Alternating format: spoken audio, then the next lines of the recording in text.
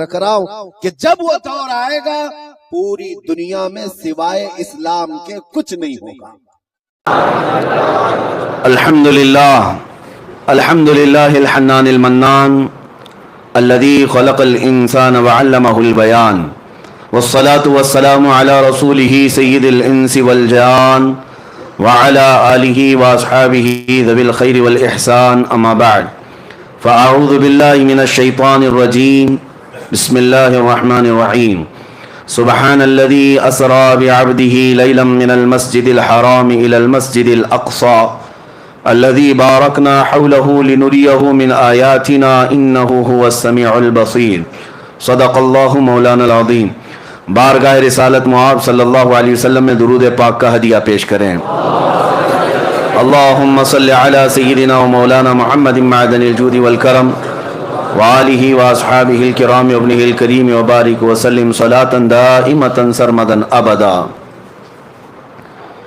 عرش پہ تازہ چھیڑ چھاڑ، فرش پہ طرفہ دھوم دھام، کان جدھر لگائیے تیری ہی داستان ہے۔ عزیزان گرامی وقار، آج کی یہ پاکیزہ محفل نبی رحمت شفیع امت آقا نامدار مدینے کے تاجدار روحی فدا محمد الرسول اللہ صلی اللہ تعالی علیہ وسلم کے سفر معراج کی یاد کا حسین موقع اپنی زندگیوں میں اس کے انوار و تجلیات لوٹنے کا اور اپنی نسلوں تک اس عقیدے کو منتقل کرنے کا آج حسین موقع ہے۔ یہ رات شب معراج کے نام سے پوری دنیا میں پہچانی جاتی ہے۔ آج یہ کھچا کھچ بھرا ہوا مجمع جو مصطفیٰ کریم صلی اللہ علیہ وسلم کے سفر معراج کو سننے آیا ہے اور اپنی زندگی میں پہلی بار نہیں سن رہے ہیں، ہر سال سنتے ہیں۔ ابھی نعت گو شاعر نے آپ سے یہ کہا کہ مجھے دیکھنے یہ لوگ آئے ہیں، نہیں میرے عزیزو، حقیقت میں یہاں پر میرے مصطفیٰ کو سننے کے لیے آئے۔ اور ایک حقیقت میں آپ کو بتا دوں، معراج کی محفل میں آنے کا ایک عظیم مقصد سب کا یہ ہے کہ دل میں جو ہے وہ چہرے پر عیاں ہوتا ہے۔ آج جو ہے منافق بھی پہچانا جاتا ہے اور مومن بھی پہچانا جاتا ہے۔ ہم معراج کی محفل میں آتے ہیں یہ بتانے کے لیے کہ ابو جہل والے ہیں یا ابو بکر صدیق والے ہیں۔ وہ اندھیریاں، وہ سناٹے، وہ ویرانیاں کہیں اور ہوں گی، لیکن سنیوں کی مسجد میں اجالے ہی اجالے، اس لیے کہ ہم رسول اللہ کے، جنت رسول اللہ کی، اور نور والے رسول ہیں تو محفلیں بھی نور ہی نور ہے۔ الحمدللہ میں سب سے پہلے آپ کو مبارکبادی پیش کرتا ہوں کہ اللہ تبارک و تعالیٰ نے تمہیں اجالوں میں رکھا اور قبر میں بھی اللہ میرے مصطفیٰ کا اجالا نصیب فرمائے۔ جن راتوں کو تم نے اجالا کیا ہے یہ میرے مصطفیٰ کی یاد میں اجالا کیا ہے۔ ہاں، لوگوں کو آج ہزار اعتراضات ہونے دو، معراج کہاں سے ثابت ہے؟ معراج کی شب میں مسجدوں کو لائٹنگ کیوں کیا جاتا ہے؟ کیوں کمکمے لگائے جاتے ہیں؟ کیوں سجایا جاتا ہے؟ یہ سب اعتراضات چھوڑو، یہ ایمان و نفاق کی بات ہے، ایمان و نفاق کی بات ہے۔ میں تو یہی بات جانتا ہوں کہ تمہیں تمہارے چور بیٹوں کے برتھ ڈے پر سجانے میں کوئی اعتراض نہیں ہوتا، تمہارے ناجائز ہیپی اینیورسری میں سجانے کو کوئی اعتراض نہیں ہوتا، اور ہمیں کائنات کے دولہا کے آنے پر سجانے میں یہ اللہ تعالیٰ کی عطائیں اپنے اپنے نصیب کی بات ہے۔ تمہیں چوروں کی خوشیاں مبارک، ہمیں رسول پاک کی معراج میں ہم نبی پاک صلی اللہ تعالیٰ علیہ وسلم سے ریلیٹڈ ہر چیز کی خوشی دھوم دھام سے مناتے ہیں، اور اللہ نے سنیوں کو ہی یہ حصہ عطا کیا ہے، میلاد بھی تم ہی مناؤ، معراج بھی تم ہی مناؤ۔ ہاں، نبی پاک صلی اللہ تعالیٰ علیہ وسلم سے ریلیٹڈ ہر چیز تمہیں وراثت میں دی گئی ہے۔ ہاں، جن کا حصہ نہیں ہے، جن کا نصیبہ نہیں ہے، مولا نے انہیں دنیا میں بھی محروم رکھا ہے، اور انشاءاللہ قیامت میں دیکھنا ہے۔ عرش حق ہے مسند رفعت رسول اللہ کی، دیکھنی ہے حشر میں عزت رسول اللہ کی، دیکھنی ہے حشر میں عزت رسول اللہ کی۔ حقیقت میں آپ کو بتاؤں، معراج کا واقعہ سنتے آتے ہیں ہم بچپن سے، اور پھر ہم اس کو دہراتے بھی ہیں، اس لیے کہ بچے جوان ہو رہے ہیں، جوان بوڑھے ہوتے جا رہے ہیں، اور حالات ایسے کہ روز روز نئی تحقیقات اور نئی نئی افواہیں، کسی کی طرف سے اعتراض، کسی کی طرف سے شک ڈالنا، لیکن یہ محفلیں ہر سال آتی ہیں اور ہمارے ذہنوں سے شک کے غبار کو دور کر کے یقین پیدا کرتی ہیں، اور ہم اپنے بچوں میں یہ عقیدہ ٹرانسفر کرتے جائیں گے اور یہی بات بتاتے جائیں گے اپنے بچوں کو کہ نبی پاک صلی اللہ تعالیٰ علیہ وسلم کی معراج یہ صرف اور صرف ایک واقعہ نہیں ہے، ایک کسوٹی ہے پہچاننے کی، ایک کسوٹی ہے پہچاننے کی۔ مانتے ہو کہ نہیں مانتے ہو یہ دیکھا جائے گا، کیونکہ میرے آقا صلی اللہ تعالیٰ علیہ وسلم کو اللہ نے بہت ساری خصوصیات عطا کی، سب حضور نے قوم میں نہیں بتائی، حضور کو بہت کچھ عطا کیا گیا ہے، سب امت کے سامنے میرے آقا نے نہیں بتائی، لیکن معراج کا سفر حضور کر کے آئے، بتانا کیا ضروری تھا؟ حضور کو اللہ نے نوازا ہے، نبی پاک صلی اللہ تعالیٰ علیہ وسلم کو قرب میں بلایا ہے، ساری نعمتیں اللہ نے اپنے حبیب کو عطا کی، لیکن آ کر کے میرے آقا نے امت کے سامنے رکھا کیوں، بتایا کیوں؟ اسی لیے کہ اب دیکھا جائے گا مومن کون ہے، منافق کون ہے، یہ بتانا حضور پاک صلی اللہ تعالیٰ علیہ وسلم کی سنت ہے۔ اور جو آج بھونکتے ہیں ان مولویوں کو میں کہتا ہوں، حضور نے معراج کا واقعہ خود بیان کیا، آج تک سنیوں کی مجلس سے جو عالم بیان کرتا ہے وہ میرے مصطفیٰ کی سنت پر عمل کرتا ہے۔ معراج کا واقعہ بیان کرنا خود میرے آقا صلی اللہ علیہ وسلم کی سنت مبارکہ ہے، ہم اس عظیم سنت کو زندہ کرنے آئے ہیں۔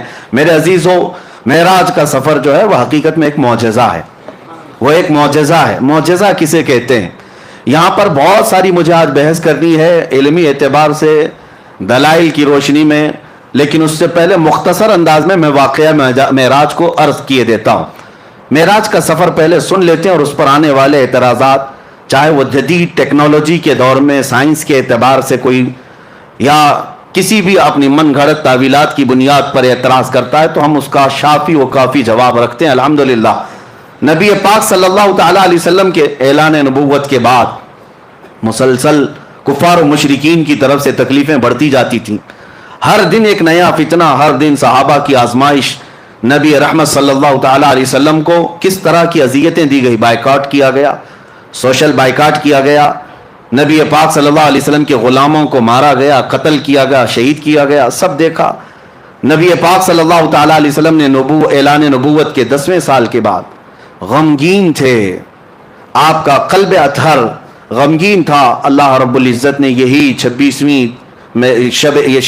رجب کا دن گزار کر کے جو 27ویں شب آئی، جبرائیل امین کو بھیجا کہ جاؤ، میرا محبوب کبیرہ خاطر ہے، میرا محبوب غمگین ہے، میں محبوب کو دنیا کی نہیں اپنے قرب کی لذتیں دینا چاہتا ہوں۔ ہم اور آپ پریشان ہوتے ہیں تو ہمارے دل کو بہلانے کے لیے کئی جگہ ہیں، کوئی پہاڑ کے اوپر جائے، کوئی سمندر کے کنارے جائے، کوئی باغیچے میں چلا جائے، یہ ہمارے اور تمہارے دل بہلانے کی جگہ ہو سکتی ہیں، لیکن اللہ کا محبوب جب غمگین ہو تو اس رسول کو دل بہلانے کے لیے اللہ نے دنیا کے کوئی مقامات نہیں رکھے، فرمایا سیدھے محبوب کو بلاؤ اور جنت کی سیر کراؤ اور عرش و کرسی لوح و قلم دکھاؤ، اور پھر لامکاں کی سیر کے بعد رب ذوالجلال کی قرب کی لذتیں دی جائے۔ میرے آقا صلی اللہ تعالیٰ علیہ وسلم کو کس طرح بلایا گیا؟ ہم اور آپ اگر دوست ہیں، بلانے کے کئی طریقے ہیں، میں خط بھیج کر کے بلا سکتا ہوں آپ کو، ٹیلی فون کر کے بلا سکتا ہوں، میسج دے کر کے بلا سکتا ہوں، یہ ایک بلانے کا ایک طریقہ یہ ہے۔ یا تو پھر آپ کو بلانے کے لیے بہت اعلیٰ محبت کا تقاضا یہ ہوتا ہے کہ اعلیٰ محبت کا تقاضا اپنی طرف سے کسی ایک کو قاصد بنا کر بھیجوں، اپنا معتمد کوئی ہو اسے قاصد بنا کر بھیجوں اور کہوں کہ آ جائیے، آپ تشریف لائی، یہ عزت کا اعلیٰ درجہ ہوتا ہے۔ اور اس سے بھی اعلیٰ درجہ یہ ہوتا ہے کہ چل کر نہ ہو، میں سواری بھی میں ہی بھیجتا ہوں، یہ محبت کا اعلیٰ درجہ ہوتا ہے۔ رب تبارک و تعالیٰ معراج کی رات جب اپنے محبوب کو بلایا، ویسے تو قرآن کی آیتیں ڈائریکٹ اتر رہی تھیں، اللہ تبارک و تعالیٰ وہی فرما دیتا محبوب آ جاؤ میرے پاس، نہیں، عظمت اور محبت کا تقاضا یہ تھا، کائنات میں فرشتوں میں سب سے اعلیٰ جو ملائکہ اعلیٰ میں فرشتہ ہے وہ سید الملائکہ جبرائیل امین کو بھیجا گیا، جبرائیل امین کو بھیجا گیا، اور ساتھ میں براق سواری کو بھی بھیجا گیا۔ محبوب میرا جبرائیل کے اٹھانے کے بعد براق پر سواری کرتے ہوئے آئے، ورنہ میرے آقا صلی اللہ علیہ وسلم کو براق کی بھی ضرورت نہیں تھی، براق سواری کی بھی ضرورت نہیں تھی، کیونکہ براق ایک سواری ہے۔ آخر میں آپ معراج کے واقعے میں سنیں گے، براق سواری بھی ایک جگہ جا کر کے رک گئی، اس کی لمٹ ختم ہو گئی. اس کے بعد کون چلا؟ سدرا سے بھی آگے کون گیا؟ جبرائیل امین سے پوچھو. وہاں سے بھی آگے کون گیا؟ ضرورت نہیں تھی، لیکن یہ عظمت ہے، یہ عزت ہے. حضور پاک صلی اللہ تعالی علیہ وسلم سے اللہ تبارک و تعالی جو محبت فرماتا ہے، اس محبت کا تقاضا ہے. اب نبی پاک صلی اللہ علیہ وسلم کی حدیث سنتے ہیں. حضور نے خود فرمایا، میں حتیم حرم میں یا حرم کا جو حصہ ہے مطاف، وہاں پر حضور صلی اللہ تعالی علیہ وسلم آرام فرما رہے تھے. جبرائیل امین رات کے وقت آئے. 3 مرتبہ حضور پاک صلی اللہ علیہ وسلم کے پاس وہ آئے، اور تیسری مرتبہ حضور صلی اللہ تعالی علیہ وسلم جب بیدار ہوئے تو عرض کیا کہ آقا رب ذوالجلال آپ کو اپنے جلوہ خاص میں دعوت دے رہا ہے، آپ چلیں سفر پر. حضور کو اٹھایا، اور اتنا ہی نہیں بلکہ چاہے زمزم کے پاس لے جا کر حضور پاک صلی اللہ علیہ وسلم کا سینہ اطہر چاک کیا گیا، آپ کا دل مبارک نکالا گیا، اور جنت کی ایک تشتری میں انوار و تجلیات سے بھرا ہوا پانی تھا. اس پانی سے رسول کریم صلی اللہ علیہ وسلم کے قلب اطہر کو دھویا گیا، پھر دوبارہ آپ کے سینہ مبارکہ میں رکھا گیا. اور اس کے بعد پھر جبرائیل امین نے عرض کیا براق سواری آپ کے لیے تیار ہے. نبی پاک صلی اللہ تعالی علیہ وسلم جب براق کے پاس گئے، یہ سواری نہ پہلے آپ سے کسی کو دی گئی اور نہ قیامت تک کسی کو دی جائے گی. وہ رسول کریم صلی اللہ علیہ وسلم کا خاصہ ہے. وہ براق کیسی سواری تھی؟ خود حضور فرماتے ہیں خچر سے تھوڑا سا چھوٹی اور گدھے سے تھوڑا سا بڑی. خچر اور گدھے کے درمیانی حصہ تھا.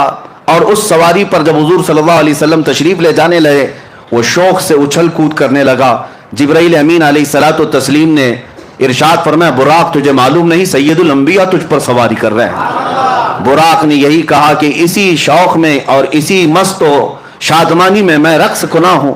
اور نبی پاک صلی اللہ علیہ وسلم اس پر جب سوار ہوئے تو اس براق کی تیز رفتاری کا عالم یہ تھا جہاں تک نظر پڑتی ہے اس کا پہلا قدم ہوا کرتا.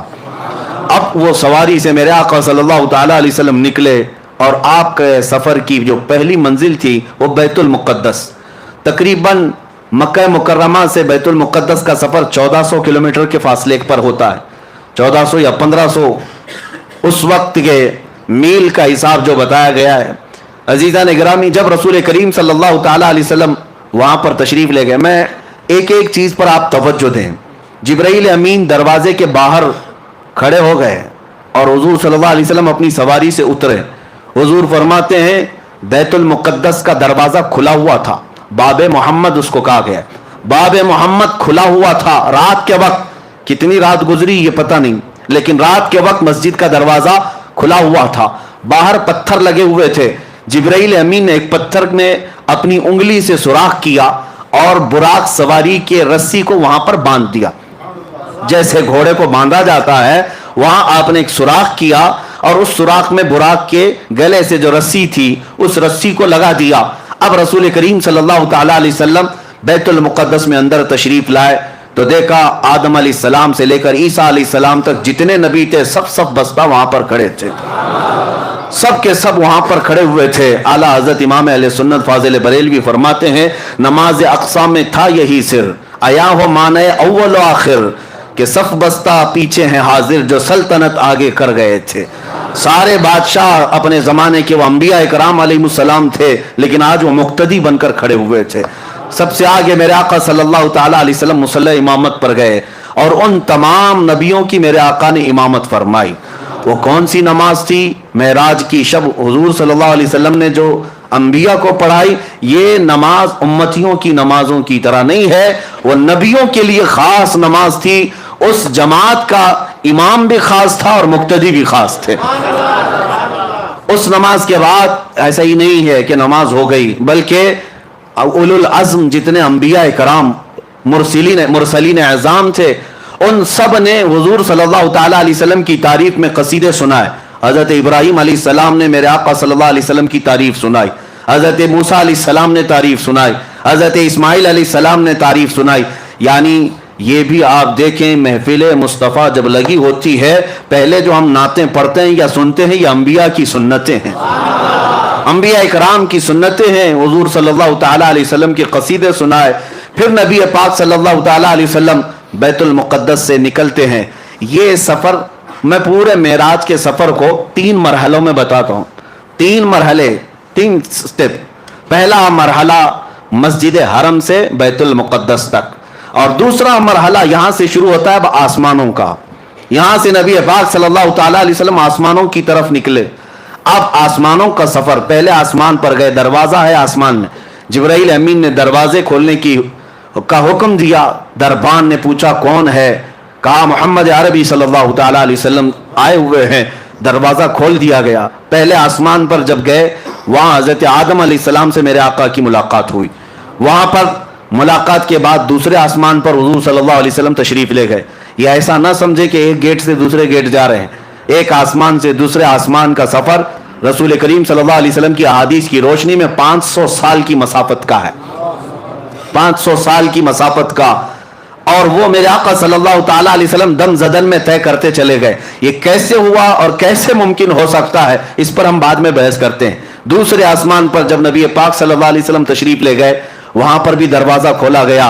दूसरे आसमान पर ईसा अलैहिस्सलाम और यहया अलैहिस्सलाम से मुलाकात हुई।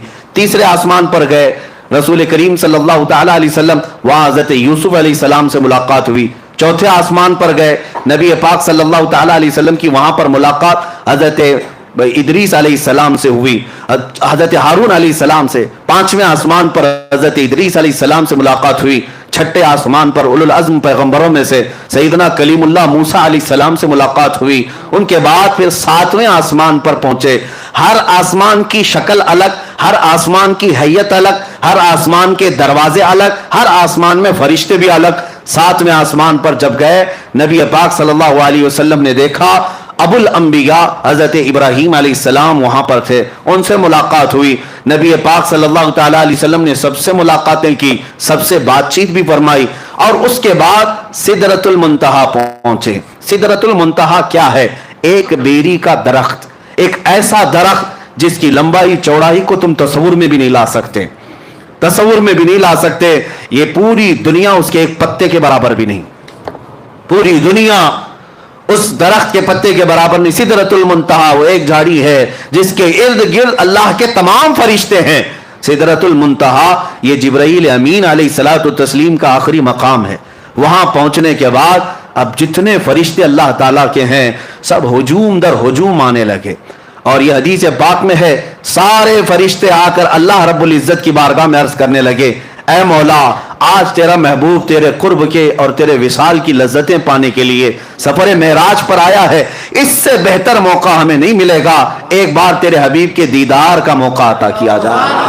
अल्लाह रब्बुल इज्जत की तरफ से मलए आला तमाम फरिश्तों को इजाजत दी गई। हुजूर सल्लल्लाहु ताला अलैहि वसल्लम इरशाद फरमाते हैं, मैं सिदरतुल मुंतहा के पास था, फरिश्ते हुजूम दर हुजूम आते और जियारत करते, दुरूद पढ़ते और निकलते चले जाते। वो कैसा समा था, वो कैसा नूर का वो माहौल था कि इस लम्हे, ये कितने लम्हे गुजरा, कितना जमाना गुजरा, हम में से कोई इदराक नहीं कर सकता, तस्वुर नहीं कर सकता। सिदरतुल मुंतहा के सफर के बाद ये दूसरा मरहला खत्म हुआ, ये सेकंड स्टेप। 3 स्टेप में मैं बता रहा हूं। तीसरा मरहला सिदरतुल मुंतहा के बाद बुराक को भी छोड़ दिया गया, जिब्राइल अमीन भी वहां रुक गए और हुजूर सल्लल्लाहु अलैहि वसल्लम ने उनसे कहा कि चलो जिब्राइल आगे।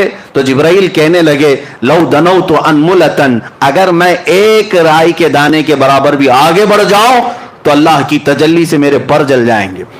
इससे ज्यादा की लिमिट नहीं है, इससे आगे नहीं जा सकता। आप तशरीफ ले जाएं, आपका रब आपका हामी व नासिर है। नबी पाक सल्लल्लाहु अलैहि वसल्लम उसके आगे का जो सफर फरमाते हैं। फिर भी अभी एक सवारी लाई गई जिसको रफरफ कहा गया। रफरफ ये बुराक से भी कई हजार दर्जे तेज रफ्तार, बुराक से कई हजार दर्जे तेज रफ्तार। उसमें जब नबी पाक सल्लल्लाहु ताला अलैहि वसल्लम सवार हुए तो जहां तक जिब्राइल की नजरें जाती थी वहां तक रफरफ गया। फिर हुजूर सल्लल्लाहु ताला अलैहि वसल्लम को रफरफ से भी उतरने का हुक्म हुआ। रफरफ से जब आप सल्लल्लाहु अलैहि वसल्लम उतर आए तो उस सवारी को भी छोड़ दिया गया। अब हुक्म हुआ कि अब महबूब अकेले जाएं, इससे आगे अब किसी का सफर नहीं है, अब आप अकेले जाएं। अब जिस जगह मेरे आका सल्लल्लाहु अलैहि वसल्लम गए उसको कहते हैं ला मकान। उसको क्या कहते हैं? ला मकान। ला मकान का मतलब होता है मकान है ही नहीं, जगह है ही नहीं। क्या बोलोगे उसको? उसका नाम क्या है? उसका नाम क्या? अच्छा, और दूसरी बात, वो कहां है, कैसा है, किधर है, ये भी नहीं पता। हम यहां हैं तो हमारे जिहतें हैं, 6 जिहत मशहूर है। जिहत किसको कहते हैं? डायरेक्शंस को, एक सामने, एक पीछे, एक दाएं, एक बाएं, एक ऊपर, एक नीचे, इसको जिहत कहते हैं। सामने होना, पीछे होना, दाएं होना, बाएं होना, ऊपर होना, नीचे होना, ये जिहत है, ये सिमत है। नबी पाक सल्लल्लाहु ताला अलैहि वसल्लम जहां तशरीफ ले गए वहां कोई जिहत ही नहीं, कोई जिहत नहीं। वहां सामने भी नहीं कह सकते, पीछे भी नहीं कह सकते, दाएं भी नहीं, बाएं भी नहीं, ऊपर भी नहीं, नीचे भी नहीं। ये सिर्फ मकान में होता है, ला मकान में नहीं होता। ला मकान में जिहतें नहीं होती। इसी को आला हज़रत फरमाते हैं, खिरत से कह दो कि सर झुका ले। खिरत कहते हैं अकल को, अकल के घोड़े दौड़ाने वालों, खिरत से कह दो कि सर झुका ले। यहां जिहत को पड़े हैं लाले, यानी जिहत जो है सिमत, उनको खुद ही नहीं मालूम। आला हज़रत फरमाते हैं यहां जिहत को पड़े हैं लाले, किसे बताएं किधर गए थे नबी पाक सल्लल्लाहु ताला अलैहि वसल्लम, किधर गए थे कौन बताए? इधर गए थे कि उधर गए थे, उधर गए थे कि इधर गए थे? आला हज़रत फरमाते हैं इधर उधर भी मकान में है, ला मकान में है ही नहीं। ला मकान में इधर उधर भी नहीं, यहां वहां भी नहीं, बल्कि वो ला मकान है। अब रसूल पाक सल्लल्लाहु अलैहि वसल्लम का वो नूरी सफर ये तीसरे मरहले का है। अब मैं आपको बताऊं, 3 सफरों के लिए 3 अलग अलग शान मेरे मुस्तफा को दी गई है, अलग अलग शान। जाहिर सी बात है, मैं आपको बताऊं, हर सफर के कपड़े अलग होते हैं, हर सफर के कपड़े अलग होते हैं। कश्मीर जाओ तो ठंडी का लिबास लेके जाओ। हाँ, अक्सर ठंडियों के मौसम में यूं ही नहीं जाते, किसी गर्म जगह पर जा रहे हो तो वहां के कपड़े अलग होते हैं। हर जगह के कपड़े अलग होते हैं। जहां का सफर करना है वैसा लिबास, वैसा खाना। अब नबी पाक सल्लल्लाहु ताला अलैहि वसल्लम के इस सफर में अइम्मा इकराम ने फरमाया, पहला सफर जो था वो आलम बशरियत का था, मस्जिद हरम से मस्जिद अक्सा तक, यह आलम बशरियत का सफर था, बशरियत का। और अब से यहां से बैतुल मुक़द्दस से सिदरतुल मुंतहा तक नबी पाक सल्लल्लाहु अलैहि वसल्लम की नूरानियत का सफर था। और सिदरतुल मुंतहा से अर्शे इलाही और लामका का सफर हकीकत मोहम्मदिया का था। अब उस हकीकत मोहम्मदिया को कोई पहचान नहीं सकता। बशरियत भी मेरे आका में है, नूरानियत भी मेरे आका में है, और हकीकत भी मेरे आका में है। और हर जगह का लिबास अलग है, और हर जगह की मेराज हुई। हर जगह की मेराज किसे कहते हैं? उरूज को, बुलंदी को। हर जगह वो चीज मेरे आका को दी गई जिसको आम इंसान कर ही नहीं सकता, आम इंसान कर ही नहीं सकता। बशरियत में मेरे आका को ऐसा ले जाया गया कि मस्जिद हरम से मस्जिद अक्सा तक का सफर कितने छोटे लम्हे में कराया गया। क्या कोई ये बशर कर सकता है? यह आलम बशरियत की मेराज थी, और यह भी मौजज़ा है। अब बैतुल मुक़द्दस से सिदरतुल मुंतहा का सफर, यह नूरानियत का सफर है, और वो सफर भी कोई फरिश्ता भी नहीं कर सकता। वो नबी पाक सल्लल्लाहु ताला अलैहि वसल्लम को मेराज दी गई। अब सिदरतुल मुंतहा से रब्बे जुल जलाल की विसाल और कुर्ब तक की सबका सफर, यह हकीकत मोहम्मदिया का सफर था। वहां भी मेराज, हुजूर की बशरियत की भी मेराज है, नूरानियत की भी मेराज है, और हकीकत की भी मेराज है। हर कैफियत और हर मरहले की मेराज। अब ये 3 मरहलों से जो सफर हुआ, अब मैं आपको बताऊं, हुजूर रफ रफ को छोड़कर फिर आगे कैसे गए? आगे कैसे गए? किधर जाते थे, कहां जाते थे? हुजूर पाक सल्लल्लाहु ताला अलैहि वसल्लम फरमाते हैं, तन्हाई की वजह से बेचैनी हुई, घबराहट हुई। किसी को होती है, बशरियत का तकाजा हो, या ऐसी जगह पर पहली मर्तबा आमद जो जगह ही नहीं, वहां क्या है? सिर्फ नूर ही नूर है, सिर्फ नूर ही नूर है। और नूर का मैं आपको बताता हूं ऐसा कैसे हो सकता है। लोग सोचते हैं ना, ऐसा कैसे हो सकता है कि आप कह रहे हैं दाएं भी नहीं, बाएं भी नहीं, आगे भी नहीं, पीछे भी नहीं, ऐसा कैसे? नूर का यही खासा है, नूर का यही खासा, इसकी स्पेशलिटी यही है। मैं अभी पूछता हूं, मस्जिद में लाइट लगी हुई है, लाइट तो ऊपर है, उजाला यहां है। अब मुझे बताओ, ये उजाला सामने है कि पीछे है कि दाएं है कि बाएं? उजाला किधर है? कोई कह सकता है?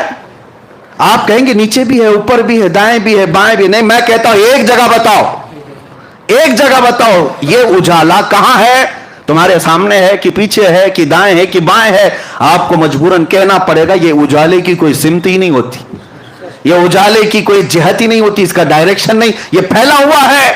नबी पाक सल्लल्लाहु अलैहि वसल्लम जिस लामकाम में गए थे वो नूरुन अला नूर है, वहां कोई सिमत नहीं थी। अब नबी पाक सल्लल्लाहु ताला अलैहि वसल्लम जब आगे बढ़ने लगे फिर रुक गए, आगे बढ़ने लगे फिर रुक गए।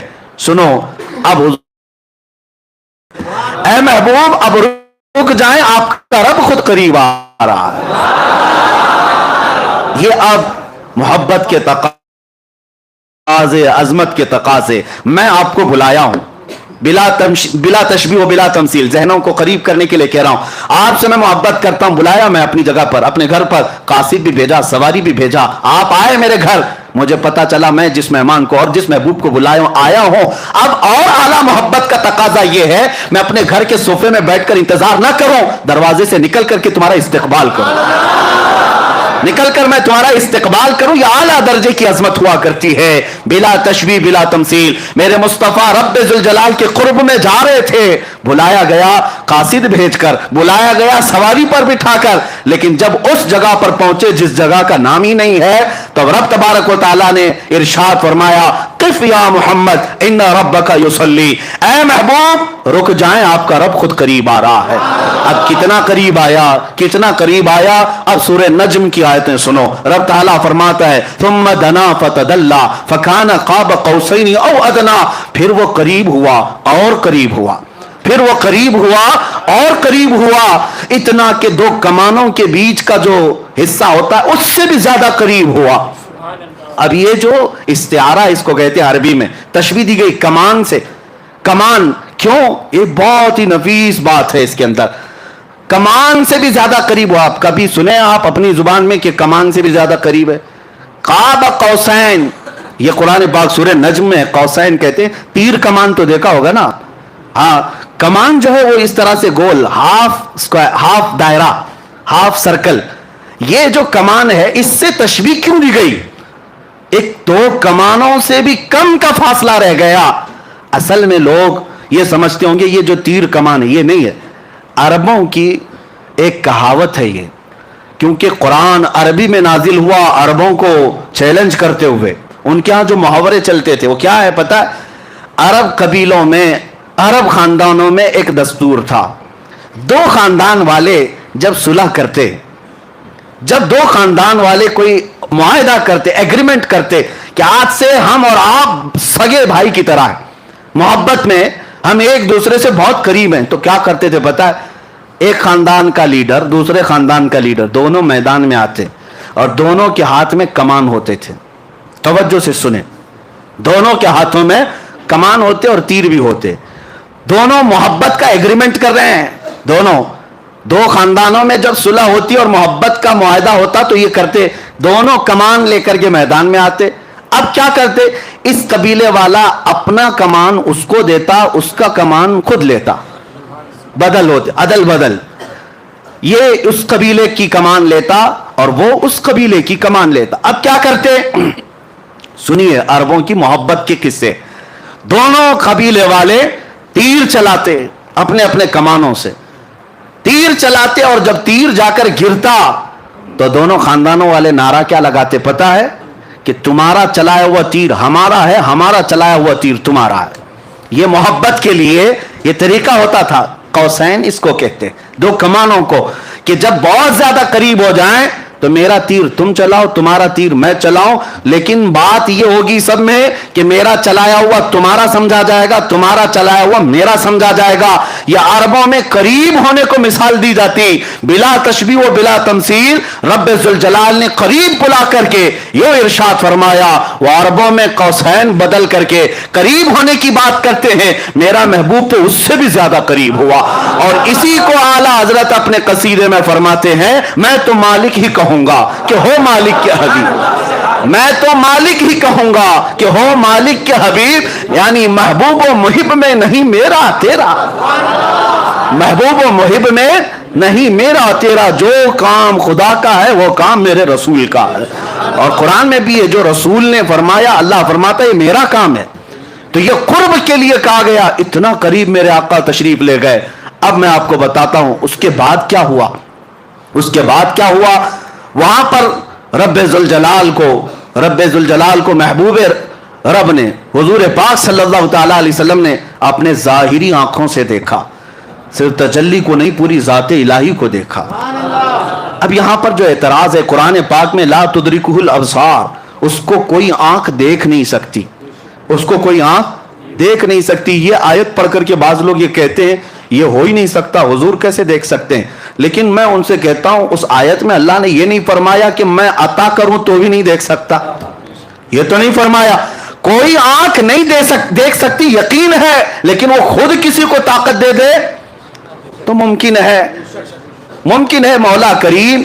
اب میں آپ کو اسی بحث کی طرف لے جاؤں گا، پہلے اس معراج کے واقعے کو کمپلیٹ کرتے ہیں کیونکہ یہ ہمارا دستور ہے، پورا آپ سن لیں۔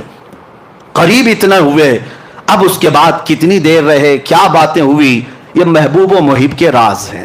فَأَوْحَى إِلَىٰ عَبْدِهِ مَا أَوْحَى، قرآن میں یہ ہے کہ اللہ نے اپنے حبیب پر وحی کی جو وحی کی، خود رب تعالیٰ نہیں بتایا۔ قرآن میں ہر چیز بتائی گئی ہے، لیکن وہاں اپنے حبیب کو کیا باتیں کی، اللہ فرماتا ہے فَأَوْحَى إِلَىٰ عَبْدِهِ مَا أَوْحَى، اپنے بندے خاص سے جو باتیں کرنی تھی کر لیا، رب ہو گئی باتیں۔ اب اس کے بعد رسول پاک صلی اللہ علیہ وسلم ارشاد فرماتے اللہ عز و جل نے اپنے دست قدرت کو میرے سینے پر رکھا، جس کی ٹھنڈک میں نے اپنے دل میں محسوس کی، اور اس کے بعد میں نے زمین و آسمان کی ہر چھپی ہوئی چیز کو دیکھ لیا، ہر شے میرے سامنے عیاں ہو گئی۔ پھر اعلیٰ حضرت اسی کو فرماتے ہیں یا رسول اللہ، سر عرش پر ہے تیری گزر، در فرش پر ہے تیری نظر، ملکوت و ملک میں نہیں کوئی شے وہ جو تجھ پہ عیاں نہیں، اور کوئی غیب کیا تم سے نہاں ہو بھلا، جب نہ خدا ہی چھپا۔ سب سے اعلیٰ دنیا میں کوئی چیز آپ کو لگتی ہو تو آپ اپنے حساب سے عقل سے سوچتے ہوں گے آسمان سب سے بلند ہے فلاں اس سے، لیکن پوری کائنات کو بنانے والا رب العالمین ہے۔ اس رب العالمین کو جب رسول پاک نے اپنی آنکھوں سے دیکھ لیا، خدا دیکھ لیا تو پھر خدائی کیا رہ گئی؟ خدا کو دیکھ لیا تو پھر خدائی کوئی چیز باقی نہ رہی، سب دیکھ لیا میرے آقا صلی اللہ علیہ وسلم نے۔ اب رب العالمین کے جلوے خاص سے جب آنا تھا تب واپس ہوئے، اور کتنے سال تھے، کب آئے، یہ نوری سفر ہے، اس میں کوئی بتا نہیں سکتا۔ واپس جب میرے آقا صلی اللہ تعالیٰ علیہ وسلم تشریف لائے تو آپ کو پتا ہے چھٹے آسمان پر حضرت موسیٰ علیہ السلام سے ملاقات ہوئی۔ اب یہاں پر بھی دیکھیں مہمان کے تقاضے کیا کیا ہوتے ہیں۔ پھر میں آتا ہوں ہماری زندگیوں کے معاملہ، پھر میں یہی کہوں گا بلا تشبیہ و بلا تمثیل، آپ سے محبت کرتا ہوں، بلانا چاہتا ہوں، قاصد بھیجا، سواری بھیجا، آپ آئے، گھر سے نکل کر کے میں آیا، استقبال کیا، آپ آ بھی گئے، بیٹھ بھی گئے، محبت کی باتیں بھی ہوئی، جانے لگے۔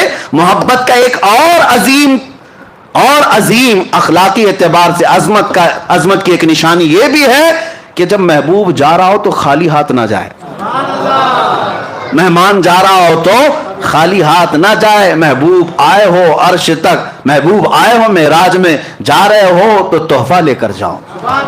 تحفہ، اب تحفہ کیا دینا چاہیے؟ میں تو یہی محسوس کروں گا بلا تشبیہ و بلا تمثیل، میں آپ کے مزاج کو دیکھ کر تحفہ دیتا ہوں۔ آپ آئے ہیں، آپ عطر پسند کرتے ہیں، عطر لے کے جائیے۔ آپ کو کپڑے پسند ہیں، کپڑے لے کر کے جائیے۔ آپ کو تسبیح پسند ہے، آپ وہ لے کر جائیں۔ ہر ایک آدمی پہلے پوچھ لیتا ہے کہ فلاں کو کیا پسند ہے۔ آپ اپنے گھر میں آنے کے وقت کئی لوگ پوچھتے ہیں کیا میٹھا پسند کرتے ہیں، کیا کھانا پسند کرتے ہیں۔ یعنی دستور زندگی کا یہ ہے، آنے والے کی پسند دیکھی جاتی ہے، اور وہی چیز کھلائی بھی جاتی، وہی چیز دی بھی جاتی۔ لیکن کمال ہے جب رسول پاک صلی اللہ تعالیٰ علیہ وسلم کو رب تعالیٰ تحفہ دے رہا ہے تو رسول پاک کی یقیناً پسند کے مطابق ہی دیا گیا ہوگا، پسند کے مطابق ہی دیا گیا ہوگا۔ اب یہاں سے پتہ چلتا ہے میرے آقا کا کمال، رسول پاک صلی اللہ تعالیٰ علیہ وسلم کو سب سے زیادہ کوئی چیز پسند تھی تو ہم غریب امتی پسند تھے۔ حضور کی یہی کی پسند ہے، امتی امتی۔ اسی لیے رب ذوالجلال نے تحفہ بھی کیا دیا، محبوب ہی آپ کی امت کے لیے ہے، یا آپ کی امت کے لیے ہے، آپ لے جائیں۔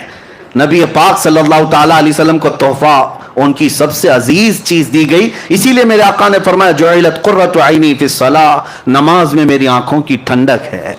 دیکھو تحفہ بھی وہی دیا گیا جو رسول کو سب سے زیادہ پسند تھا، اور لے کر کے تشریف لائے۔ تو ابھی جو آپ سن بھی رہتے اور اس سے قبل سنے بھی ہوں گے، موسیٰ علیہ السلام ملاقات کیے، 50 نمازیں تھیں، کہا کہ آپ کی امت اتنی نہیں پڑے گی، کم کرا کر لائیں۔ حضور صلی اللہ تعالیٰ علیہ وسلم واپس تشریف لے گئے، 5 کم کرائے۔ یہ بار بار آتے تھے، بار بار جاتے تھے، 5 کم ہوتی تھی، 9 بار حضور گئے، 9 بار حضور پاک گئے، اور 9ویں بار جب واپس تشریف لائے 5 بچی رہ گئی۔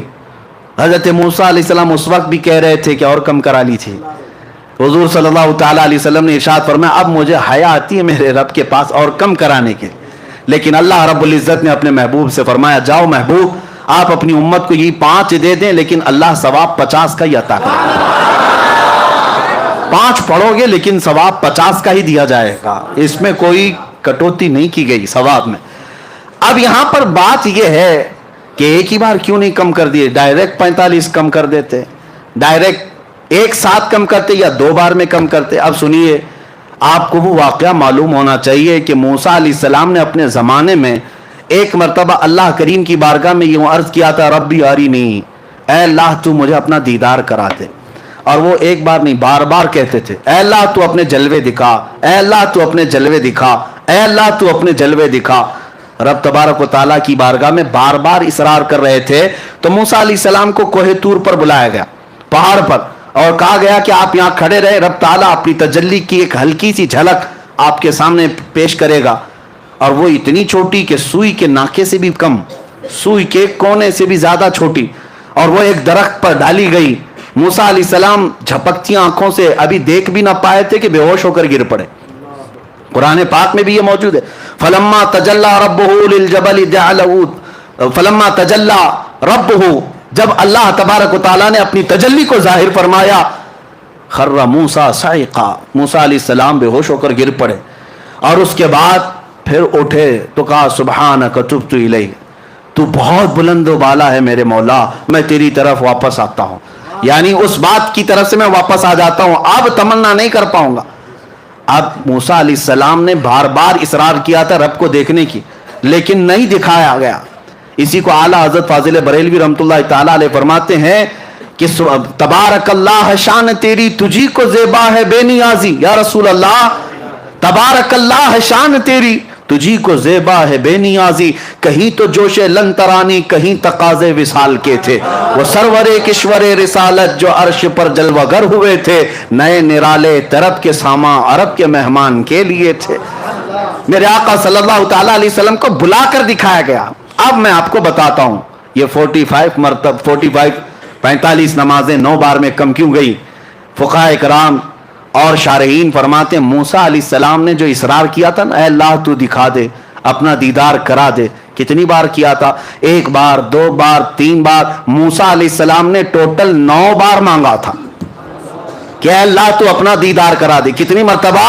9 بار. اور اللہ کا ایک وعدہ ہے کہ اللہ اپنے نبیوں کی دعا کو رد نہیں کرتا, اور اگر فوراً نہیں قبول کی گئی تو تھوڑی دیر کے بعد قبول کی جائے گی, ابھی نہیں تو بعد میں. موسیٰ علیہ السلام نے 9 بار کہا تھا کہ مولا تو اپنا دیدار کرا دے, اپنا دیدار کرا دے, اپنا دیدار کرا دے. ان کی ہر دعا کو اللہ نے محفوظ کر رکھا تھا, ہر دعا کو اللہ نے محفوظ کر رکھا تھا.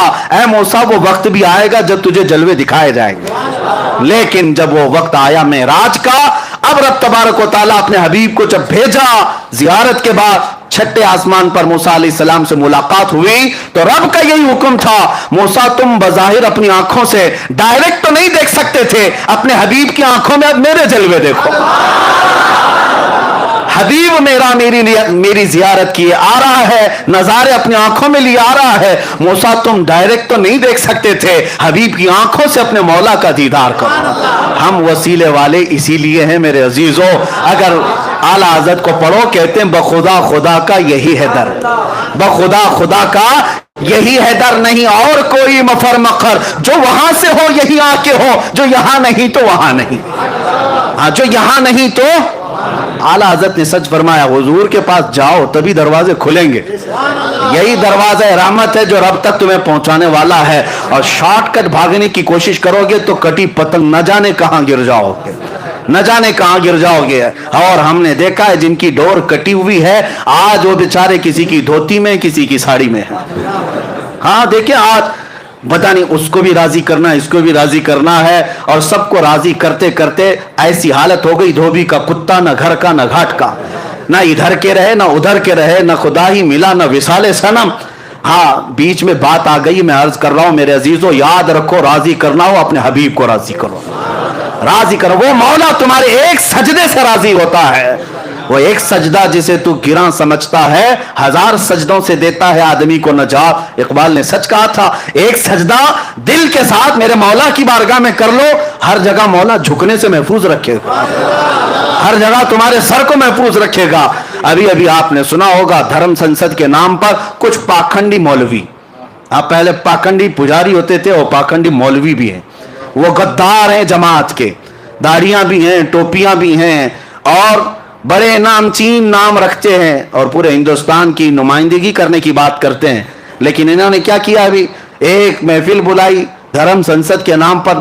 شاید ہو سکتا ہے خبریں نہیں دیکھ رہے ہو آج کل, یا پہنچی نہیں ہوں گی, اللہ کرے کہ نہ ہی پہنچے, اس لیے کہ دلوں کے اندر ایسی چیزیں پیدا ہو جاتی ہیں. اللہ ہی بچائے ان ظالموں کی وجہ سے.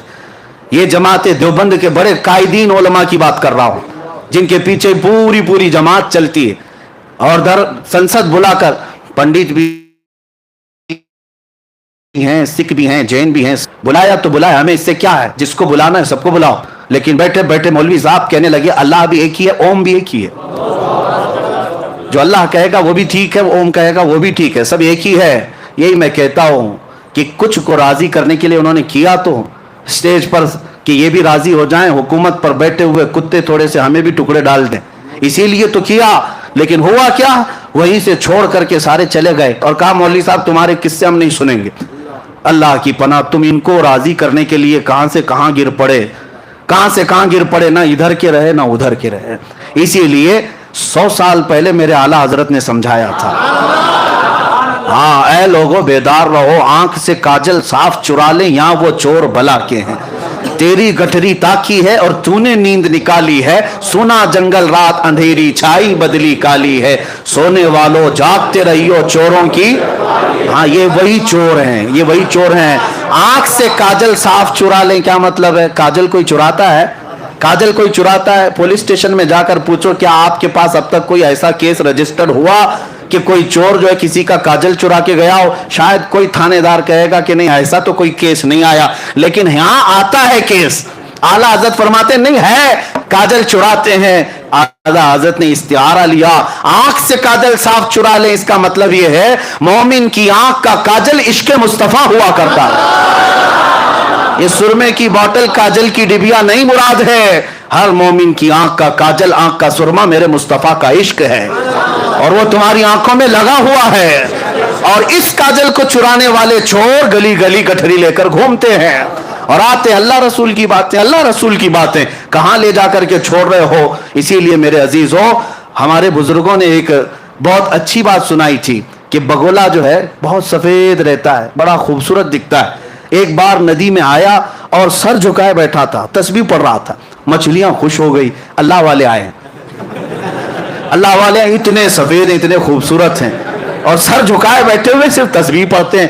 چھوٹی چھوٹی مچھلیاں تھی, نئی مچھلیاں تھی, انہیں پتہ نہیں کہ بگولا کیسے شکار کرتا ہے, انہیں معلوم نہیں. بڑی مچھلی جو تھی, بڑی مچھلی کو جب پتا چلا بگلا آیا ہے, اندھا بگلا جس کو کہتے ہیں آپ, سفید والا, وہ آیا ہے. چھوٹی مچھلیاں دوڑی جا رہی, چلو زیارت کے لیے حضرت آئے. بڑی مچھلی نے سمجھا نہیں میاں یہ تو چور ہے, یہ چور ہے, یہ ڈاکو ہے, جاؤ گے اچھک لے جائے گا. سب برا بھلا کہنے لگی, یہ اماں یہ دادی یہ پرانے خیالات کی ہیں, ان کو کیا معلوم اللہ والوں کو برا کہتی ہے. ہاں یہ اپنے گھر میں رہتی ہیں, بوڑھی ہو گئی ہیں, اللہ والوں کو گالیاں دیتی, کتنے سفید ہیں, کتنے شریف, آنکھیں بند کیے ہیں, تسبیح پڑھ رہے, سر جھکائے. بوڑھی مچھلیاں بولتی رہ گئی, چھوٹی مچھلیاں سمجھ نہ پائی. کہا کہ یہ سب پرانے زمانے کے خیالات ہیں, ہم تو قدم بوسی کر کے آئیں گے, ہم تو ہاتھ چوم کے آئیں گے. چھوٹی چھوٹی مچھلیاں آئیں قدم بوسی کرنے کے لیے اندھے بگولے کے پاس. جب قریب آئی قدموں کے پاس, بگولا چونچ مارا, سب کو اٹھا کر لے گئے. اس مچھلی کو اس مچھلی کو جو چونچ میں آئی اٹھا کر بھاگ گیا. بچی ہوئی مچھلیاں آئیں اور اماں سے کہنے لگی سچ کہتی تھی آپ, سچ کہتی تھی. میرے عزیزوں بزرگ یہی تو سمجھاتے تھے آپ سب کو کہ آنکھ سے کاجل صاف چرا لے, یا وہ چور بلا کے ہیں. ہمارے نوجوان کہتے ہیں نہیں اللہ والوں کو آپ برا کرتے ہیں, اوپر سے نیچے تو سفید لباس پہنے رہتے ہیں, آپ بگولے کی طرح ہیں, لیکن ہم کہتے ہیں وہ ٹھوک مار کر لے جائیں گے. اسی لیے پرکھنا ہے کسی کو تو جبے ٹوپی سے مت پرکھو, परखना है किसी को तो दाढ़ी टोपी से मत परखो। अगर किसी के कपड़े फटे हुए हो, बड़ा गंदा लिबास हो, सीना इश्क नबी से धड़क रहा हो, वो हमारे सर का ताज है, वो हमारे सर का ताज है, बल्कि हम उसके कदमों में जान लुटाने को भी तैयार हैं। परखना हो तो हुब्बे मुस्तफा पे परखो। अगर दिल में इश्क मुस्तफा है तो वो हमारा इमाम है। इसी को वो मुर्शिद गिरामी हुजूर ताज शरिया रहमतुल्लाह ताला अलैह ने फरमाया, नबी से हो जो बेगाना उसे दिल से जुदा कर दे। नबी से हो जो बेगाना उसे दिल से जुदा कर दे। पिदर मादर बिरादर जानो माल उन पर फिदा कर दे। मेरे अजीजों, बात इधर उधर ना जाए, ये धर्म संसद के कुत्तों को छोड़ दो और फिर अलल ऐलान ये कहो, जालिमो तुम्हारा दीन तुम्हें मुबारक, हमारा दीन हमें मुबारक। हमें हर जगह अल्लाह अकबर ही सिखाया गया है। अल्लाह सबसे बड़ा है। उन जालिमों को इतना भी नहीं पता, ओम और अल्लाह को मिलाने के लिए बैठ गए। हमें तो इतना पता है, हम जब दुनिया में आए थे कान में सबसे पहले जो जुमला पड़ा अल्लाह अकबर। सबसे पहला जुमला जो पड़ा वो क्या था? अल्लाह अकबर। और फख्र से ये कहते हुए भी जाएंगे, कान खोल कर सुन लो, मरेंगे भी तो जनाजे पर इमाम सबसे पहले जुमला जो कहेगा वो अल्लाह अकबर ही होगा। हम आए थे अल्लाह अकबर कहते हुए, जाएंगे भी अल्लाह अकबर कहते हुए। न जाने इन जालिमों के कान में किसने क्या भोंका था, हमें नहीं पता, हमें तो अल्लाह अकबर कहा गया था। इनके कानों में किसने क्या भोंका था मालूम नहीं। वही जुमले आज यहां कहते आ रहे हैं। और ये हकीकत है कि अल्लाह ताला मुनाफिक को ज्यादा देर तक छुपने नहीं देता, वो जाहिर हो जाता है। लोगों पहचान लो ये दीन के दलालों को, गद्दारों को, मुनाफिकीन को, और अपने आप को उनसे अलग करो। और उनको अगर ये लगता है आज जो सख्ता में उसके पीछे चलना चाहिए, उसकी हमदर्दी लेने के लिए थोड़ा बहुत उसके झंडे भी लहराना चाहिए, उसकी जमात में भी जाना चाहिए, थोड़ा उनकी दावत भी करना चाहिए, इसलिए कि माहौल उनका है, माहौल उनका है। जो इस तरह की बात कहते हैं उनको मुंह पे कहो गिरगिट हो, तुम गिरगिट हो, जैसा रंग वैसा तुम्हारा चेहरा बदलता है। अल्लाह का शुक्र है, करोड़ा शुक्र है, हम जिस कौम से वाबस्ता अहले सुन्नत व जमात, हमारी तारीख है कि हम कभी बिकने वालों में नहीं थे। अल्हम्दुलिल्लाह हमारे पास असलाफ की कुर्बानियां हैं। हम तो अपनी चमड़ियां भी छिलवा लिए, हमारे बुजुर्ग फांसी के फंदे पर भी झूल गए, लेकिन अपना दीन नहीं बेच करके गए, बल्कि हर हर जमाने में ये ऐलान करते गए, किसी की जय विजय क्यों पुकारें, क्या गरज हमको, हमें काफी है सैयद अपना नारा, या रसूल अल्लाह हमें काफी है सैयद अपना नारा। अब इसी बात पर रहे, मैं बात अर्ज कर रहा था मूसा अलैहिस्सलाम अल्लाह का दीदार किसके जरिए से कर रहे हैं? मेरे मुस्तफा की निगाहों से। अल्लाह को देखना हो तो नजर मुस्तफा को देखो, जमाले खुदा को, तजल्लियात को देखना हो मुस्तफा की निगाहों में देखो। आला हज़रत इसीलिए फरमाते हैं, किसको देखा ये मूसा से पूछे कोई, किसको देखा ये मूसा से पूछे कोई। आंख वालों की हिम्मत पे लाखों सलाम, आंख वालों की हिम्मत पे लाखों सलाम। बहुत सारी हिकमतें अलग अलग बयान की गई। 9 मरतबा मूसा अलैहिस्सलाम ने कोहे तूर पर मांगा था, मौला तू मुझे दिखा दे अपना जलवा, दिखा दे अपना जलवा। हर दुआ महफूज की गई। अब महबूब जब आए तो आपको भेजा गया, मूसा अलैहिस्सलाम से कहा गया 5 कम करवाना, भेजना, फिर आएंगे देखकर ताजा ताजा जमाल लेकर, फिर देखना, फिर 5 कम कराना, फिर ताजा ताजा जमाल देखकर आएंगे, फिर नजारा कर लेना। मूसा अलैहिस्सलाम दुआ जो अपनी यहां तूर पर किए थे उसकी इजाबत मेराज की रात मेरे मुस्तफा की नजरों में कर रहे थे। ये तकाजे थे। उसके बाद नबी पाक सल्लल्लाहु ताला अलैहि वसल्लम जब वापस तशरीफ लाए, वापस अब इस सफर में जन्नत व दोज़ख का भी मुलाहिजा किया, अर्श व कुर्सी, लौह व कलम और सारे अल्लाह तबारक व तआला की खुदाई को देखकर वापस तशरीफ लाए। हुजूर फरमाते हैं मैं जब आया तो उसके बाद नबी पाक सल्लल्लाहु अलैहि वसल्लम फरमाते मैं मस्जिद हरम के उसी इहाते में था जहां से मुझे ले जाया गया था, और जब मैं आंख खोलकर देखता हूं तो मेरे दरवाजे की जंजीर अभी हिल रही थी जिसको खोल कर गए थे। हुजूर पाक सल्लल्लाहु ताला अलैहि वसल्लम जिस बिस्तर पर आराम कर रहे थे वो बिस्तर अभी गर्म ही था। यानी कितनी देर गर्म रह सकता है सोए हुए आदमी का बिस्तर। ता अर्श गए फिर आए मोहम्मद, जंजीर भी हिलती रही, बिस्तर भी रहा गर्म। उसके बाद नबी पाक सल्लल्लाहु ताला अलैहि वसल्लम सुबह जब तशरीफ लाते हैं सहाबा के दरमियान, अब इम्तिहान का वक्त शुरू है। उस वक्त से जो इम्तिहान शुरू है उम्मत का वो आज तक चल रहा है और क़यामत तक चलेगा। मेराज का सफर ہر زمانے کا امتحان ہے، ہر زمانے کا. اب دیکھنا آج میں بیان کروں گا، کل کتنے ابو جہل نکلیں گے پتہ نہیں، اور کتنے صدیق اکبر کے چہیتے نکلیں گے وہ بھی معلوم. وہاں امتحان تھا. اب حضور صلی اللہ علیہ وسلم اپنے معراج کا سفر بیان کرنے لگے. صحابہ بھی تھے، مکہ کے مشرکین بھی تھے، کفار بھی تھے. سب کے سامنے جب حضور نے بیان کیا، میں مسجد حرم سے بیت المقدس گیا. بیت المقدس تو سب کو پتہ ہے، آسمانوں کا سفر اس وقت کوئی نہیں کیا تھا، لیکن بیت المقدس تو گئے. لیکن بظاہر نبی پاک صلی اللہ علیہ وسلم نے اپنی زندگی میں یعنی پیدل سفر کر کے کبھی حضور بیت المقدس ایک بار بھی نہیں گئے. صرف معراج کی رات گئے، اس سے پہلے بھی نہیں، اس کے بعد بھی کبھی گئے نہیں. حضور صلی اللہ تعالیٰ علیہ وسلم ایک ہی بار معراج کے سفر میں بیت المقدس گئے. جب سب کو سنایا اور اس کے بعد نبیوں کی امامت کا واقعہ، پھر آسمانوں کا سفر، پھر اس کے بعد سدرۃ المنتہا، پھر عرش و کرسی، پھر مقام رب ذوالجلال، وصال کی لذتیں سنائے. اب جس کو ماننا تھا انہوں نے مان لیا، جس کو کچھ پوچھنا تھا انہوں نے پوچھ لیا، اور جس کو انکار کرنا تھا وہ ٹھٹا مار کر بھاگنے لگے. اسی محفل سے سب سے پہلے چیخ مار کر کے جو بھاگا تھا وہ ابو جہل تھا. اس نے کہا کہ یہ سب من گھڑت قصے ہیں. اس نے برے برے الفاظ کہے کہ بہک گئے، دماغ میں فلاں آ گیا فلاں آ گیا، اور نکل کر کے اس نے سوچا کہ اب یہ واقعہ بہت اچھا ہے ڈیمیج کرنے کے لیے. ہاں لوگوں کو بتاؤں گے دیکھو ایسے ایسے قصے بیان کر رہے ہیں، ہو ہی نہیں سکتا ایسے. کون مانتا ہے ایسے واقعات کو اس زمانے میں جب سائنس ہی نہیں ہے، نہ کوئی راکٹ ہے، نہ کوئی پلین ہے کہ اڑ کر کے چلا جاتا، کچھ نہیں ہے. ابو جہل جب باہر نکلا تو سب سے پہلے ملاقات ابو بکر صدیق سے ہی ہوئی. حضرت ابو بکر صدیق محفل میں نہیں تھے جب حضور معراج کا واقعہ بیان کر رہے تھے، نہیں تھے، باہر تھے، آ رہے تھے کہیں سے. ابو جہل پکڑ لیا اور کہا ابو بکر ایک بہت اچھی خبر ہے. کہا کیا ہے؟ کہا مکہ میں ایک شخص آیا ہے اور وہ کہہ رہا ہے رات کے وقت وہ مسجد حرم سے اٹھا اور مسجد اقصی چلا گیا ایک ہی رات میں. کیا ایسا ممکن ہے؟ حضرت ابو بکر نے کہا ایسا کیسے ہو سکتا ہے؟ ایسا اتنا لمبا سفر 1400 کلومیٹر کا ایک رات میں کون کیسے کر سکتا ہے؟ وہ بھی اس وقت زیادہ سے زیادہ تیز رفتار اونٹ کی سواری تھی، اس کے علاوہ کوئی سواری نہیں. ایسا کیسے ہو سکتا ہے؟ تو ابو بکر صدیق نے جیسے ہی یہ جواب دیا ابو جہل ہنسنے لگ گیا زور سے. حضرت ابو بکر صدیق کو شک ہوا، پوچھا کون کہہ رہا ہے یہ بات، کون کہہ رہا ہے؟ ابو جہل نے کہا ابھی تو صرف میں نے مسجد اقصی تک کی بات کی، وہ تو اور آگے کی بات کر رہا ہے. تو حضرت ابو بکر صدیق نے کہا کہ اور کون کہہ رہا ہے؟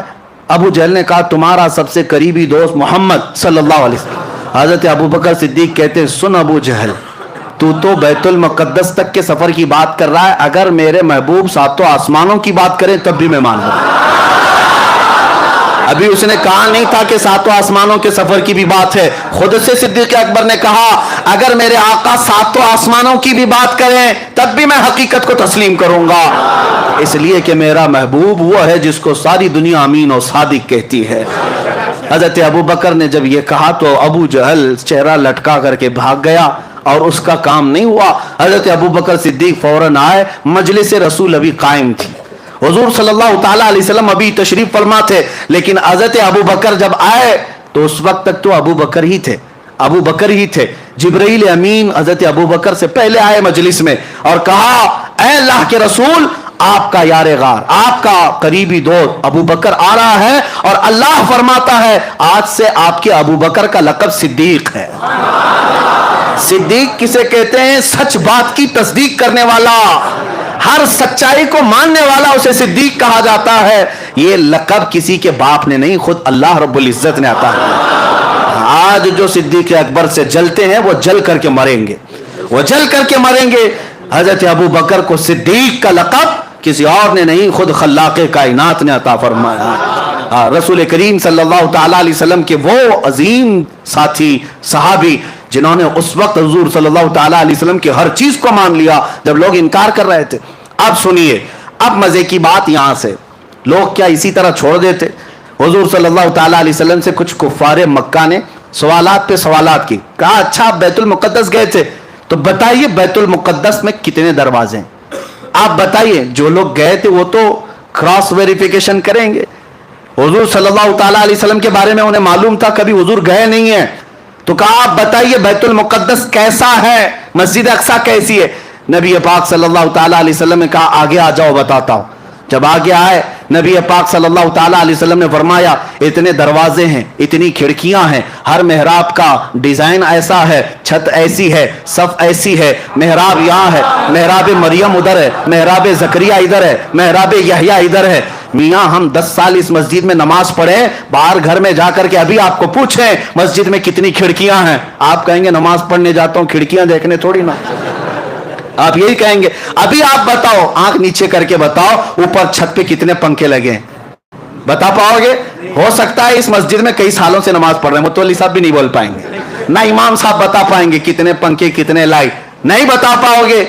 हुजूर पाक सल्लल्लाहु ताला अलैहि वसल्लम हर नक्शे को बता रहे हैं, जबकि इमामत भी फरमा रहे थे नबियों की, वहां खुतबे भी हो रहे थे। हुजूर सल्लल्लाहु ताला अलैहि वसल्लम कैसे बता रहे थे? हुजूर क्या बैतुल मुक़द्दस में वही सारी चीजें देखकर याद करके आए थे? नहीं। सहाबा बाद में पूछते या रसूल अल्लाह सल्लल्लाहु अलैहि वसल्लम, आपने बैतुल मुक़द्दस का नक्शा ऐसा बताया जैसे बरसों नहीं सदियों कोई देख देख कर याद किया हो, यह कैसे मुमकिन है? नबी पाक सल्लल्लाहु अलैहि वसल्लम ने इरशाद फरमाया, ऐ सहाबा तुम्हें मालूम नहीं, मेरा रब पूरी दुनिया को मेरी हथेली में घेर कर रखा, जब मैं जिस चीज को चाहूं हथेली की तरह देखता हूं। जब मुझे बैतुल मुक़द्दस को बताना था, बैतुल मुक़द्दस का हर नक्शा मेरी हथेली से ज्यादा मेरे सामने आया था। इसीलिए सुन्नी कहते हैं हम यहां से पुकारे वो वहां से सुने, मुस्तफा की समाअत पे लाखों सला। और यही तो सुन्नियों का अकीदा है, मजलिस यहां सजाते हैं देखते मेरे आका मदीने से भी। और मैं तो अक्सर मजलिस जिक्र में सबसे पहले ये शेर पढ़ता हूं, हम इसलिए ये मजलिस सजाते, यही शेर मैं सबसे पहले पढ़ता हूं, वो आएंगे आते होंगे अभी आएंगे, वो आएंगे आते होंगे अभी आएंगे, यही सोच के हमने महफिल को सजा रखा है। कोई महफिल मेरे आका की निगाहों से पोशीदा नहीं है। बैतुल मुक़द्दस का हर नक्शा उनको जब बताया तो क्या कहते हैं, उसके अलावा जवाब क्या था, दम बखुद रह गए। एक बात याद रखें, मेराज का वाकया ऐसी कसौटी है, ऐसी कसौटी सिर्फ इस पर ईमान वाला ही उतर सकता है। बाकी मुनाफिक के सामने जितनी भी दलीलें लाओ, उसका चेहरा काला का काला ही रहेगा। नहीं मानना है, नहीं मानना है, नहीं मानना है, नहीं मानना है।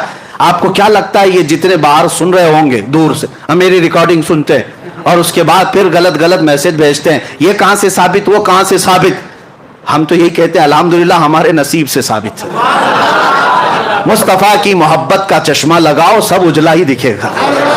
और तुमने पहले से मुनाफिकत का लाल चश्मा पहना है, उजले को भी देखोगे लाल ही दिखेगा। चश्मा उतारो, गलती चश्मे की है, जैसा चश्मा लगाओगे वैसा नजर आएगा। आला हजरत की नजरों से देखो, गरीब नवाज की नजरों से देखो, मेरे आका को देखना है गौसे आजम की नजरों से देखो। और कुत्तों की नजरों से देखोगे, मुनाफिकीन की नजरों से देखोगे, मेरे आका कैसे नजर आएंगे। और तुम जो भौंकते हो नबी उम्मतियों के बराबर थे, तो तुम अबू जहल का चश्मा लगाए हो, अबू जहल को वैसी नजर आते थे। अबू लहब का चश्मा लगाए हो, तुम्हें वो सारे चश्मे मुबारक, हमें सिद्दीक अकबर की आंखें मुबारक। हाँ, हस्सान बिन साबित की नजरों से देखो, फिर दुनिया पुकार कर कहेगी वो अहसनु मिनका लम तरा कत्तु आइनी व अजमलु मिनका लम तलिदिन निसाओ। या रसूल अल्लाह, आपसे ज्यादा हसीन मेरी आंखों ने देखा ही नहीं, आपसे ज्यादा खूबसूरत किसी मां ने जना ही नहीं। मेरे अजीजों, देखने के लिए नजरों की भी बात है। क्या मैं ये झूठ बात कह रहा हूं? चश्मा जैसा लगाओगे वैसा लगेगा। कोई बेचारे काला चश्मा दिन में लगा करके आए और कहते इतनी जल्दी रात हो गई, जबकि दोपहर के 12 बज रहे थे। कसूर सूरज का नहीं था, कसूर उनके चश्मे का था। चश्मा काला उतारो, सूरज साफ नजर आएगा। इसीलिए मेरे आका को देखना हो तो ये बुग़्ज़ का चश्मा उतारो, बरेली का चश्मा लगाओ, इश्क़ मुस्तफा का चश्मा लगाओ, फिर देखो मकाम मुस्तफा नजर आएगा। तुम इधर उधर की कहते रहोगे हुजूर को ये नजर नहीं आता, वो नजर नहीं आता, ये सब तुम्हारे चश्मे का कसूर है। बरेली का चश्मा लगाते ही जुबान कहने लगती है सरवर कहूं कि मालिक व मौला कहूं, बाग़े खलील का गुले ज़ेबा कहूं तुझे, हैरान हूं मेरे शाह में क्या क्या कहूं तुझे। लेकिन रज़ा ने खत्म सुखन इस पे कर दिया, खालिक का बंदा खल्क का। नजरों की बात है, नजरों की बात है। मुनकिरीन का कोई इलाज नहीं है मेरे अजीजों। हाँ, शेख सादी रहमतुल्लाह अलैह फरमाते हैं हासिद का इलाज क्या है, हसद करने वाले का इलाज क्या है। शेख सादी से पूछा गया, सबका इलाज कुछ ना कुछ है, कोई दवा है, कोई नुस्खा है, कोई तरबियत है। शेख सादी से पूछा गया हासिद का इलाज क्या है, फरमाते हासिद का इलाज ये कि मर जाए, मौत ही इलाज है, मरने से पहले तक वो सुधरेगा नहीं। हाँ, मौत इलाज है, उससे पहले उस आदत से छुटकारा मुमकिन नहीं है। अब सुनो, हुजूर पाक सल्लल्लाहु ताला अलैहि वसल्लम ने बैतुल मुक़द्दस के पूरे मनाजिर बता दी। अब मक्का के कुछ कुफार आए और कहा अच्छा आप बैतुल मुक़द्दस तक गए। कहां से गए? मस्जिद हरम से बैतुल मुक़द्दस तक गए। अब सुनिए, उन लोगों ने कहा कुछ हमारे अरब के काफिले भी उस सफर पर गए हैं, उस रास्ते से कुछ काफिले भी गए हैं। अब मोहम्मद अरबी सल्लल्लाहु अलैहि वसल्लम, आप बताइए क्या उन काफिलों में से कोई काफिला आपको नजर आया? हुजूर पाक सल्लल्लाहु अलैहि वसल्लम ने फरमाया हर काफिला नजर आया। फरमाते हैं 3 काफिले गए हैं तुम्हारे यहां से। 3 काफिलों में कौन है, कितने लोग हैं, वो भी हुजूर बताने लगे। फरमाते हैं मैं जब मकाम रोहा में था तब पहला काफिला तुम्हारा मिला, पहला काफिला। और हुजूर बताते हैं उसके साथ क्या क्या हुआ। तुम्हारा वो काफिला चल रहा था, उधर ही जा रहा था फिलिस्तीन की तरफ, लेकिन उनका एक ऊंट गुम हो गया था, उनका एक ऊंट गुम हो गया और वो काफिला रुक गया था। और मुझे पानी के लिए प्यास लगी, मैं उतरा बुराक की सवारी से और उस ऊंट के कजावे में देखा पानी पड़ा हुआ था और मैं वो पानी उठाकर पी लिया। इन जालिमों को जो कहते हैं हुजूर को ख्वाब में मेराज हुई थी, पूछो हुजूर ख्वाब में पानी पिए थे? हाँ, हुजूर सल्लल्लाहु अलैहि वसल्लम फरमा रहे हैं उस काफिले का पानी, जो ऊंट गुम हुआ था उसके पालान में पानी रखा था, मैंने पानी पिया। इतने में ढूंढते ढूंढते उस काफिले का एक आदमी आ गया ऊंट के पास, तो मैंने जोर से सलाम भी किया उस आदमी को। उस आदमी ने कहा ये तो मोहम्मद की आवाज है। उसने जवाब दिया और कहा ये मोहम्मद की आवाज है। हुजूर फरमाते यकीन ना हो तो जब काफिला आ जाए उससे पूछ लेना। एक काफिला, फरमाते हैं दूसरा काफिला मकाम ज़ीफजा, यहां पर मैंने देखा। दूसरा जो तिजारत का तुम्हारा काफिला गया है उसके साथ क्या हुआ वो भी मैं बताता हूं। हुजूर सल्लल्लाहु अलैहि वसल्लम फरमाते हैं दूसरा काफिला जब मेरी बुराक की सवारी उसके पास से गुजर रही थी, एक ऊंट ऐसा है जिसके ऊपर 2 भाई बैठे हुए थे, 2 करीबी दोस्त भी थे, भाई भी थे, और वो दोनों एक ही ऊंट पर बैठे हुए थे। मेरी बुराक की सवारी उस ऊंट के पास से गुजरी तो ऊंट भिदक गया। ऊंट जो है बिजली की तेजी की तरह देखकर भिदक गया, जिसकी वजह से वो दोनों ऊंट के नीचे गिर पड़े। एक का पैर टूट गया, एक का हाथ टूट गया है। हुजूर ने फरमाया और उन्होंने मरहम पट्टी की हुई है, यकीन ना हो तो काफिला जब आ जाए तब पूछ लेना। ये भी बताया। उसके बाद हुजूर सल्लल्लाहु ताला अलैहि वसल्लम ने फरमाया तीसरा काफिला मक्का में तलवीन में था। मक्का के कुफार ने कहा उसका भी कुछ बताइए, वो क्या था? हुजूर सल्लल्लाहु अलैहि वसल्लम फरमाते हैं उस काफिले में सबसे आगे एक लाल धारी वाला ऊंट चल रहा है और सबसे आगे उसके पीछे काली धारी वाला ऊंट, और पूरे सफर में यही 2 ऊंट सारे ऊंटों की लीडिंग कर रहे थे, क़यादत कर रहे थे। और यकीन ना हो तो पूछ लेना इन 2 ऊंटों के अलावा क़यादत में उनके पास कोई ऊंट नहीं था, ये सबसे अच्छे ऊंट थे, इस पर सवारी करते हुए जा रहे थे। मक्का के कुफार इतनी रोशन बातें सुन रहे हैं, ये कोई कहानी तो नहीं हो सकती। और जाहिर सी बात है क्रॉस वेरिफिकेशन करने के लिए वहां मौजूद है, अभी वक्त है। नबी पाक सल्लल्लाहु ताला अलैहि वसल्लम ने फरमा दिया तो क्या ये इसी तरह की बातें थी? हाँ, सेटिंग वाली बातें तो नहीं है किसी बाबा की कि पहले से सारी सेटिंग कर ले। मेरे अजीजों, नबी पाक सल्लल्लाहु ताला अलैहि वसल्लम ने बयान फरमा दिया और उसके बाद उन लोगों ने ये भी पूछा अच्छा जब इतनी अलामतें आपने बता दी हैं तो अभी ये भी बता दी ये काफिले वापस कब आएंगे, ये काफिले वापस कब आएंगे? अल्लाह अकबर। मैं कभी कभार सोचता हूं वो कुफ्फार मक्का का अकीदा ये था कि हुजूर ये भी जानते हैं कि कब लौटेंगे, कहां हैं ये भी जानते थे, इसीलिए तो बार बार हुजूर से पूछते थे, हुजूर से पूछते थे। और उनका अकीदा था कि हुजूर गैब जानते हैं। अब हुजूर ने वो भी बताया। अच्छा तुम ये पूछ रहे हो, सुनो, पहला काफिला सूरज निकलते ही आ जाएगा। कल सूरज के निकलते साथ पहला काफिला मक्का में पहुंचेगा। दूसरा काफिला ऐन निस्फुन नहार दोपहर के वक्त आ जाएगा। तीसरा काफिला सूरज के डूबते साथ ही आ जाएगा, जैसे सूरज डूबेगा काफिला आ जाएगा। मक्का के कुफार कहने लगे इतनी बड़ी बड़ी बातें, क्या क्या मोहम्मद सल्लल्लाहु अलैहि वसल्लम की पूरे जितने थे सारे गुरु घंटाल मक्का की चोटियों में जाकर बैठ गए, पहाड़ों पर जाकर बैठ गए कि अब तो देखना ही है कि काफिले आते भी हैं या नहीं आते। अल्लाहु अकबर। हदीस में मौजूद है सबके सब जाकर रात भर बैठे रहे, उनको देखना था, रात भर बैठे रहे। सूरज निकलने को करीब था, सबकी गर्दनें ऊंची, एक तरफ सूरज के निकलने को देख रहे, दूसरी तरफ कहां से आने वाला है, कौन सा काफिला है। सहाबा भी गए हुए थे, صحابہ بھی گئے ہوئے تھے، کیونکہ جہاں ہجو کرنے والے ہوتے ہیں وہاں تعریف کرنے والے بھی پہنچتے ہیں۔ میرے آقا کے عشاق کسی میدان میں پیچھے نہیں رہتے، جہاں تم بھوکو گے اور ہم اپنے نبی کے پرچم لہرائیں گے۔ حضور پاک صلی اللہ تعالیٰ علیہ وسلم کے عشاق پہنچے ہوئے تھے، صحابہ تھے۔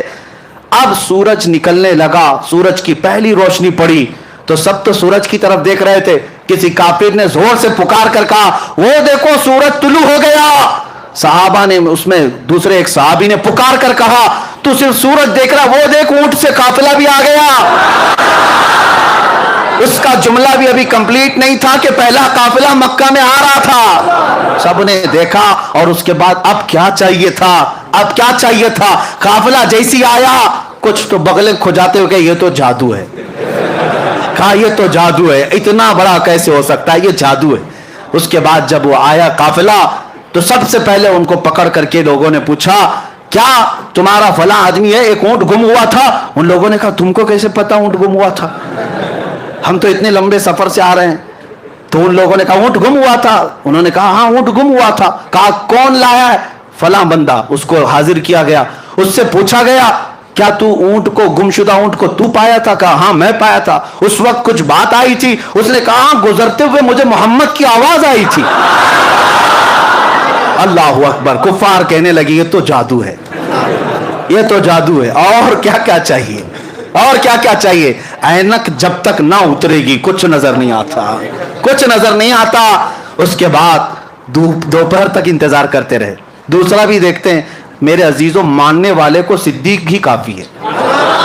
جس کو ماننا تھا بغیر کچھ علامت کے، بغیر دلیل کے کہا یا رسول اللہ صدقت یا رسول اللہ، آپ نے جو کہا ہے اللہ کے حبیب سچ کہا ہے، سچ کہا ہے۔ ماننے والے کو سب حضور کا چہرہ ہی کافی ہے، حضور کی زبان ہی کافی ہے۔ لیکن دیکھنے والوں کو ابھی پیٹ بھرتا نہیں، اور دلیل چاہیے، اور دلیل چاہیے۔ دوپہر تک بیٹھے رہے۔ دوپہر ہونے کے بعد کہا دیکھتے ہیں قافلہ آتا ہے کہ این دوپہر ہوئی، دوسرا قافلہ بھی انٹر ہوا، اور جیسے ہی وہ قافلہ آیا گردنیں اونچی کر کر کے دیکھ رہے تھے قافلے میں آنے والا، ایک ہاتھ میں پٹی باندھا ہے، دوسرا پیر میں پٹی باندھا۔ کہا محمد کا جادو ہے، نعوذ باللہ من ذالک۔ وہ بھی علامت نظر آ گئی، لیکن کچھ کو ماننا تھا مانے، اور کچھ جو ہے شام تک بیٹھیں گے۔ تیسرا بھی دکھتا ہے کہ نہیں، تیسرا قافلہ بھی آتا ہے کہ نہیں۔ اب میں آپ کو میرے مصطفیٰ کا معجزہ بتاؤں، حضور کی شان بھی بتاؤں۔ تیسرا قافلہ جس کے بارے میں میرے آقا نے بشارت دی تھی مکہ میں کہ تیسرا قافلہ جس کی قیادت ایک سرخ دھاری دار اونٹ اور ایک کالے دھاری دار اونٹ کر رہے ہیں، دونوں سب سے آگے چل رہے ہیں، واپس آئیں گے بھی تو وہی دو اونٹ سب سے آگے ہوں گے۔ اب یہ تیسرے قافلے کی اتنی واضح دلیل، اونٹ کبھی آگے ہو سکتا ہے کبھی پیچھے ہو سکتا ہے، حضور نے ایگزیکٹ کیسے بتایا ہے، اتنی پکی خبر۔ اسی لیے میں کہتا ہوں اوروں کی خبریں اور ہے، نبی الانبیاء کی خبر اور ہے۔ میرے عزیزو ایک بات کان کھول کر کے سن لینا، آسمان زمین پہ آ سکتا ہے، زمین آسمان پہ جا سکتی ہے، میرے مصطفیٰ کا قول جھوٹا نہیں ہو سکتا، رائی کے دانے کے برابر بھی غلط نہیں ہو سکتا۔ حضور نے جو فرمایا وہ حق ہے۔ تیسرے قافلے کے لیے شام ہو گئی، سورج ڈوبنے کو آ گیا، لیکن ہوا یہ کہ یہ تیسرے قافلے کا حال یہ تھا کہ ابھی مکہ سے کافی دور تھا، کافی دور تھا، اور راستہ بھٹک گیا، مکہ نہیں پہنچ سکتا تھا۔ یعنی یوں سمجھ لو کہ سورج ڈوبنے میں 5 منٹ رہ گئے اور قافلے کو پہنچنے میں ابھی 25-30 کلومیٹر باقی ہے۔ آج کے زمانے میں 25-30 کلومیٹر 5 منٹ میں نہیں طے کر سکتے، اونٹ کیسے طے کرتے؟ اتنا ہی باقی رہ گیا اور اونٹ، وہ قافلہ راستہ بھٹک گیا۔ حضور پاک صلی اللہ تعالی علیہ وسلم مکہ میں ہیں لیکن مطمئن ہیں، پرسکون ہیں، اس لیے کہ قافلے کے بارے میں حضور نے بشارت دے دی۔ اس کے بعد صحابہ کرام کی زبانی سنو، ادھر سورج ڈوبنے کو ہے اور قافلہ نہیں آیا، اب کیا ہوگا؟ حضور پاک صلی اللہ علیہ وسلم نے بشارت دی۔ حضور نے فرمایا رب کا حکم ہے سورج کو کہ اس وقت تک نہیں ڈوبے گا جب تک قافلہ نہیں آئے۔ سب سے آخری کنارے پر سورج جا کر رکا ہے، ڈوبنا ہے سورج کو، مولا کا حکم ہے سورج اس وقت تک ڈوب نہیں سکتا جب تک میرے حبیب کا قول سچا نہیں ہوتا۔ وہ رب ذوالجلال ہے، اسی کو اعلیٰ حضرت فرماتے ہیں دو عالم کی رضا چاہتے ہیں، خدا کی رضا چاہتے ہیں دو عالم، خدا چاہتا ہے رضا محمد۔ رب تعالیٰ میرے حبیب کی رضا چاہتا ہے۔ سورج کو حکم ہو گیا ڈوبنا نہیں، ڈوبنا نہیں اس وقت تک۔ فرماتے ہیں بہت وقت گزر گیا، سورج جہاں تھا وہیں ٹھہرا رہ گیا، सूरज जहां था वहीं ठहरा रह गया। आपने मौजज़ा पलट आने का तो सुना था, मौला अली की नमाज के लिए सूरज पलटाया गया, लेकिन मेरे आका का मौजज़ा यह है जब वो चाहे पलटा ले और जब चाहे डूबने से रोक भी दे। हाँ, इसी को हुजूर ताजुश शरिया रहमतुल्लाहि ताला अलैह फरमाते हैं, जहां में उनकी चलती है, जहां में उनकी चलती है वो दम में क्या से क्या कर दे, जमीन को आसमां कर दें, सुरैया को सरा कर दें, भरी जन्नत हिबा कर दें, नबी मुख्तार कुल हैं, जिसे जो चाहें अता कर दें। मेरे अजीजों, सूरज डूबने से पहले जब आखिरी कतरा सूरज का बाकी था, वैसे ही काफिला मक्का में नमूदार हो रहा था। अब मक्का के कुफार ने कहा, अब इस काफिले वालों को देखने की भी जरूरत नहीं, पूछने की भी जरूरत नहीं, दो काफिलों में जो हुआ वही यहां पर भी होगा। जादू है, जादू है। जिसको मानना था वो मानकर चले गए, और जिन्हें इनकार करना था वो इनकार करते रहे। और मैं आपको बताता हूं, हमारी ऐसी हजारों तकरीरें होती रहेंगी, हमसे अच्छे अच्छे उलमा, बड़े बड़े फुक़हा बयान करते रहेंगे, लेकिन मैं जानता हूं हमारे सुन्नियों को आयत जब पढ़ते हैं तभी पूरा मेराज का वाक़या मालूम है। जब खतीब कहता है सुबहान अल्लज़ी असरा बिअब्दिही, आयत पता है ना, सुबहान अल्लज़ी असरा बिअब्दी, जैसी खतीब ये आयत पढ़ता है हर सुन्नी को पता है मेराज का पूरा वाक़या बयान होगा। लेकिन हमारी हजारों तकरीरें हो जाएं, कुछ लोगों को नहीं समझना है, नहीं समझेंगे, चाहे उनको आयतें पढ़ो चाहे हदीसें पढ़ो, उनको नहीं मानना है। क्यों? काला चश्मा जो लगा हुआ है। अल्लाह करे कि वो चश्मा उतर जाए और इश्क़ मुस्तफ़ा का चश्मा लगा है। हाँ मेरे अजीजों, ये चश्मे की बात नहीं कर रहा हूं, वो चश्मा ही कुछ और है। अब सुनिए, बात में ये कह रहा था, अब इतना ही नहीं, अब एक और अजीम नुक्ता मैं बताऊं। अबू सुफियान अभी ईमान लाए हुए नहीं थे, काफिरों में, ये रोम गए थे, मुल्क रोम, वहां का बादशाह ईसाई था, ईसाई बादशाह है, और उसके दरबार में अबू सुफियान क्या शिकायतें लेकर गए थे उस वक्त मक्का के सहाबा और हुजूर के खिलाफ, बहुत सारे सवालात। वो वहां का अजीमुर रोम जिसको कहते हैं, उसने पूछता था हुजूर सल्लल्लाहु अलैहि वसल्लम के बारे में, अबू सुफियान को सवाल करता था, पहले वो, जिस मोहम्मद की तुम बुराई कर रहे हो, पहले मुझे कुछ सवालों के जवाब दे दो, पहले ये बताओ क्या वो बादशाहों के खानदान में है या अपने इलाके के सबसे शरीफ खानदान में।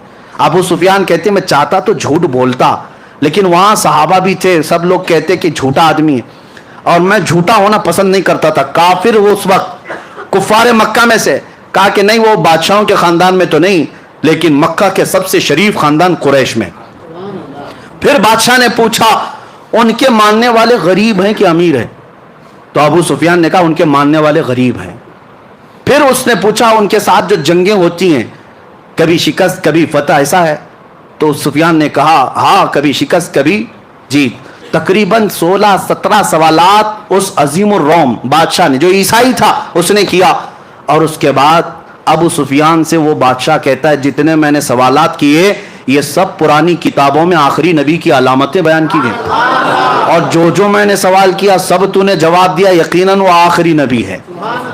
अबू सुफियान कहते हैं कि मैं तो घबरा गया, मैं तो उनको डैमेज करने आया था, मैं तो इस बादशाह के पास, अजीमुर रोम हिरकल के पास, मैं ये कहने आया था कि वो सबसे बुरे लोग हैं और वहां मक्का में फसाद मचाए, लेकिन इसकी तो बात ही अलग। अब अबू सुफियान कहते हैं कि मेरे पास एक और आखिरी हरबा था, एक आखिरी हथियार था कि इन लोगों को मैं कहूं अच्छा सुनो, जितनी अलामतें तुमने सुनी वो अलग बात है, एक ऐसा मैं किस्सा सुनाता हूं जिसके बाद तुम हंस पड़ोगे। कहा कि क्या किस्सा है? कहा उसी मोहम्मद का किस्सा है, वो ऐसा किस्सा सुनाता है जिससे अकलें हंसने लग जाती हैं। कहा सुना तो क्या किस्सा है? तो अबू सुफियान सुनाने लगे। वो कहते हैं मोहम्मद, एक रात वो हरम में सोए हुए थे और कोई फरिश्ता आया और उन्हें उठाकर ले गया, और वहां से वो बैतुल मुकद्दस गए बुराक की सवारी लेकर, और वहां पर जाकर उन्होंने सवारी को बांध दिया और बैतुल मुकद्दस में जाकर इमामत की। फिर आसमान, वो सब सुनाने लगे। और फिर उसी वक्त दरबार में बैठा हुआ 90 साल का एक ईसाई पादरी, जिसके लिए बादशाह भी झुक जाता था, 90 साल का पादरी था, वो वहां महफिल में बैठा हुआ था। साहब तो देखने आए थे कि अरब वाले क्या नई खबर लेकर आए। जैसे ही महफिल में अबू सुफियान ये वाकया इसलिए सुना रहे थे कि इनको लग जाए कि झूठा किस्सा, कितना बड़ा गढ़ा हुआ किस्सा है। वो पादरी खड़ा हो गया, अच्छा ये बताओ ये तारीख क्या थी? تو ابو سفیان نے کہا وہ 27 رجب کی تاریخ تھی. کہا بادشاہ میرے پاس ایک اور قصہ ہے, میں سنانا چاہتا ہوں. بادشاہ نے کہا کیا ہے؟ کہا اس کو اب اتنا قصہ روک دو. ابو سفیان نے سنایا. کہا میں بیت المقدس کی خدمت پر مامور پادری ہوں, میں بیت المقدس کا صفائی بھی کرمچاری اور وہاں کے امامت اور دیگر ذمہ داریوں کا متولی ہوں, لیکن جو تاریخ ابو سفیان بتا رہا ہے اس تاریخ کو رات کو میں بیت المقدس کے سارے دروازے بند کرتا ہوں, میں بند کرتا ہوں.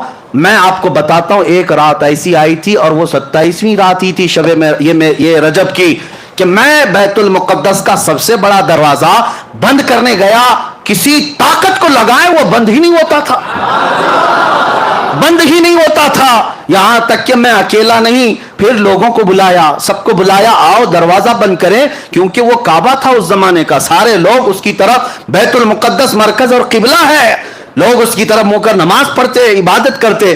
سب کو بلایا گیا, سبوں نے طاقت لگا دی, دروازے کو نہ ہلنا تھا نہ ہلا. وہ پادری کہتا ہے ایسی سخت بات اور تعجب کی بات اس سے پہلے میں دیکھا ہی نہیں. تو دروازہ بند نہیں ہوا. تو رات کو ہم سب نے یہ مشورہ کیا, چلو اب تھک گئے, سو جاتے ہیں, دیکھتے ہیں کل سب بیٹھ کر کے بڑے بڑے علماء کو بلائیں گے اور کیا ہوگا اس پر.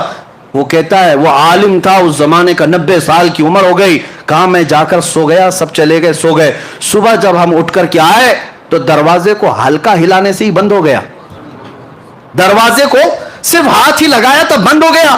میں نے دیکھا یہ ماجرا کیا ہے, یہ ماجرا کیا, رات کو پوری طاقتوں سے بند نہیں ہوا. میں نے دیکھا کچھ الگ مسئلہ ہے.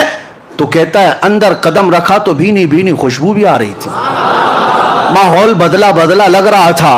اور اس کے بعد میں نے نظر باہر ڈالی تو دیکھا پتھر میں سوراخ ہے, اور ایسا سوراخ ہے جیسے کسی گھوڑے کی رسی باندھی ہوئی ہے, رسی کا ٹکڑا ٹوٹا ہوا وہاں پر لگا ہوا ہے. میں نے دیکھا یہ تعجب کی بات کیا ہے. سارے علماء کو بلا کر پوچھا, سب اس گتھی کو سلجھانے سے رہ گئے, ہم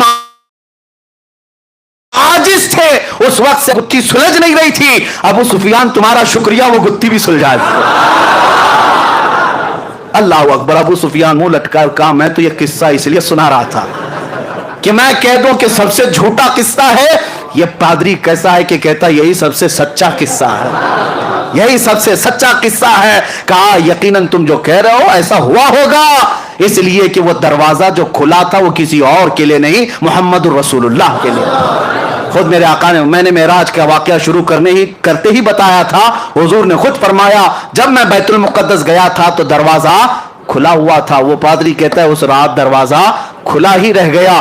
میرے آقا صلی اللہ تعالی علیہ وسلم نے جتنی باتیں بتائی من و عن تھی. اب جسے ماننا ہے مانے, جسے نہ ماننا ہے نہ مانے. لیکن اب میں چند ہی باتوں کے ساتھ اب اپنی گفتگو کو سمیٹتا ہوں. یہ وقت گزرتا جائے گا اور معراج کا واقعہ ختم نہیں ہوگا. اب آپ سوچیں واقعہ سنانے کے لیے راتیں نہ کافی, لیکن میرے مصطفیٰ کے لیے سفر کتنا چھوٹا ہے. رب تبارک و تعالیٰ نے, یہی اعلیٰ حضرت فاضل بریلوی رضی اللہ تعالیٰ عنہ کے ساتھ ہوا کہ اعلیٰ حضرت بیٹھے ہوئے تھے, ایک صاحب محسن کاکوروی صاحب ایک قصیدہ لکھ کر کے لائے اور کہا کہ میں معراج کا قصیدہ لکھ کر کے لایا. اس میں گنگا جل کاشی متھرا کا ذکر تھا. تشبیہ دینے کے لیے شاعر کرتے ہیں, کبھی جو ہے محبوب کو لیلا کہتے ہیں, کبھی اپنے حبیب کو مجنو کہتے ہیں. سب لیلا مجنو ہوتے نہیں, لیکن نام دیے جاتے ہیں شاعری میں. کبھی جو ہے شراب کا ذکر ہوتا ہے, میں کا ذکر ہوتا ہے. حقیقی یہ دھتورا شراب نہیں ہوتی, لیکن شاعر استعارہ کے طور پر لیتے ہیں. اسی طرح وہ کاکوروی صاحب گنگا جل متھرا کاشی سے تشبیہ دیتے ہوئے کہا سفر معراج کا. اعلیٰ حضرت اس وقت سو رہے تھے, ظہر کی نماز پڑھ کر آئے. کاکوروی صاحب کہا کہ مولانا احمد رضا صاحب ایک قصیدہ لکھ کر کے لائے ہوں. کہا سنائیے. انہوں نے 2 شعر ہی سنائے تھے. اعلیٰ حضرت نے کہا رکیے, ابھی 2 ہی شعر سنائے تھے, بعد میں عصر کے بعد سن لیں گے, عصر کے بعد سن لیں گے. اعلیٰ حضرت اعلیٰ ایمان والے. اعلیٰ حضرت جب حضور کو کسی بات سے تشبیہ بھی دیتے تھے نا تو وہ بڑے اعلیٰ قسم سے. کسی نے کہا, اعلیٰ حضرت نے لکھا ہے کہ حضور پاک صلی اللہ تعالیٰ علیہ وسلم کے کپڑے میلے ہو گئے تھے, یعنی گرد و غبار لگتی ہے تو کیا کہتے میلے ہو گئے. اعلیٰ حضرت نے فرمایا خبردار خبردار, نبی پاک صلی اللہ علیہ وسلم کے کپڑوں کو میلا نہ کہیں, وہ میلے نہیں ہوتے. پھر جو چیز دھول غبار لگتی میلا ہی تو کہیں گے, کیا کہیں گے. ادب سیکھو بریلی والے سے. اعلیٰ حضرت فرماتے یہ کیوں نہیں کہہ سکتے کہ مٹی گرد و غبار نے میرے مصطفیٰ کے دامن کو چوم لیا, मिट्टी चूम रही थी, ये क्यों नहीं कह सकते? नजर वही ऐनक की बात है, तुम जैसा देखोगे वैसी चीजें आएंगी। तो काकोरवी साहब ने कसीदे के 2 शेर ही सुनाए थे। आला हजरत ने कहा रुकिए, काशी गंगा जल बाद में सुनेंगे। असर की नमाज का वक्त हुआ, आला हजरत सुन्नत पढ़ने के लिए गए। सुन्नत और फर्ज के बीच में वक्त कितना होता है? सुन्नत और फर्ज के बीच में जो वक्त था जमात का, उसी में बैठ करके आला हजरत कसीदे मेराज खुद ही लिखने लग गए, हुजूर का सफर मेराज लिखने लग गए। अब सुनो, 1 शेर, 2 शेर, 3 शेर। असर की जमात से पहले पहले आला हजरत ने पूरे सफर मेराज के 168 अशार लिख दिए, 168 कसीदे मेराज पूरा लिख दिया। और उसके बाद नमाज पढ़ा करके आए। काकोरवी साहब ने कहा आपने कहा था हमारा कसीदा सुनने। आला हजरत ने कहा पहले हमारा सुन लीजिए, पहले हमारा सुन लीजिए। हमने क्या कहा? कहा आप सुनाइए। तो आला हजरत अर्ज करने लगे, वो सरवरे किश्वरे रिसालत जो अर्श पर जलवगर हुए थे, नए निराले तरफ के सामा अरब के मेहमान के लिए थे। वहां फलक पर यहाँ जमीन पर मची थी शादी, रची थी धूमें, यहाँ से अनवार उठते आते, वहां से नफहात हंसते आते। आला हजरत फिर आगे फरमाते, उतार कर उनके रुख का सदका वो नूर का बट रहा था बाड़ा, कि चांद सूरज उछल उछल कर जबी की खैरात मांगते थे, कि चांद सूरज उछल उछल कर जबी की खैरात मांगते थे। और तारों की तरफ आज देखते ना आसमान के, आला हज़रत से पूछो क्या कहते, ये तारे क्या हैं? वही तो अब तक छलक रहा है, वही तो जोबन टपक रहा है। हाँ, वही तो अब तक छलक रहा है, वही तो जोबन टपक रहा है। नहाने में जो गिरा था पानी कटोरे तारों ने भर लिए थे, नहाने में जो गिरा था पानी कटोरे तारों ने भर लिए थे। बचा जो तलवों का उनके धोवन, बना वो जन्नत का रंग रोगन, बचा जो तलवों का उनका धोवन, बना वो जन्नत का रंग रोगन।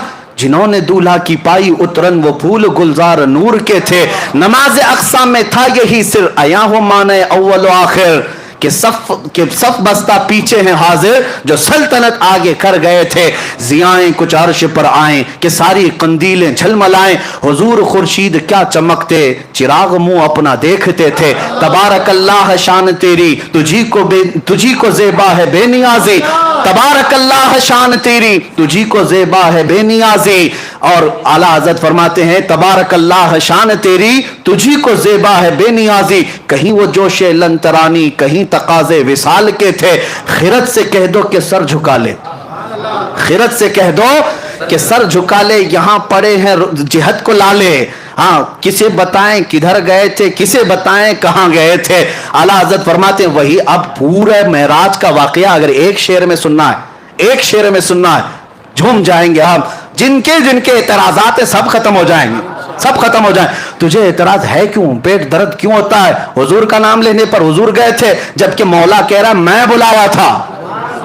सुबहान अल्लज़ी असरा, वो पाक है वो जात जिसने अपने महबूब को सफर कराया। जो मौला कुन से पूरी कायनात को पैदा किया, कभी ये नहीं पूछे कि कुन से पूरी जमीन कैसे आ गई, कुन से पूरा आसमान कैसे आ गया। तो फिर तुम क्या रब ताला की बारगाह में ये एतराज करोगे कि मौला तू एक आन में अपने महबूब को कैसे बुलाया, कैसे लाया? मेरे अजीजों, यहां सारे एतराजात खत्म हो जाएंगे। आला हज़रत अपने कसीदे में फरमाते हैं रसूल की हकीकत जानना हो, सुनो, वही है अव्वल, वही है आखिर, वही है जाहिर, वही है बातिन, वही है अव्वल, वही है आखिर, वही है बातिन, वही है जाहिर। उसी के जलवे उसी से मिलने, उसी से उसकी तरफ गए थे, उसी के जलवे। नारे रिसालत सलमान साहब, मेरे अजीजों, उसी के जलवे उसी से मिलने, उसी से उसकी तरफ गए थे। आखिर में आला हज़रत फरमाते हैं नबी रहमत शफी उम्मत, नबी रहमत शफी उम्मत, रजा पे लिल्लाह हो इनायत, उसे भी उन खिलवतों से हिस्सा जो खास रहमत के वहां बटे थे, जो खास रहमत के वहां बटे थे। 168 अशार आला हज़रत ने सुनाए। फिर कहा मोहसिन काकोरवी साहब से, उन्होंने कहा अब इसके बाद क्या सुनाना है, अब इसके बाद क्या सुनाना है, अब गंगा जल कहां से लाएं? जो तशबीहात आला हज़रत ने अपने हबीब के लिए पेश की है, मुहद्दिस आज़म हिंद कछोचवी रहमतुल्लाह अलैह फरमाते हैं लखनऊ के अदीबों में मैं ये कसीदा पढ़ा था। कौन कह रहे हैं? मुहद्दिस आज़म हिंद कछोचवी रहमतुल्लाह अलैह फरमाते हैं बड़े बड़े अदीब शायर बैठे हुए थे लखनऊ के, उनके बीच में आला हज़रत का मैंने कसीदा पढ़ा। سب دم بخود رہ گئے. اور اس کے بعد میں نے پوچھا اس قصیدے کی زبان کے بارے میں کیا کہتے ہو؟ لکھنؤ والوں نے ایک ہی بات کہا, یہ تو رضا کی زبان کوثر و تسنیم سے دھلی ہوئی لگتی ہے. کوثر و تسنیم سے دھلی ہوئی لگتی ہے.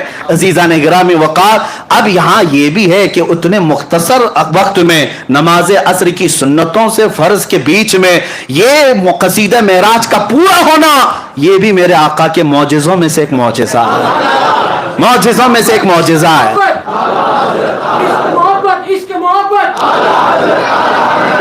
نعرے تکبیر, نعرے رسالت, نعرے تکبیر, نعرے رسالت.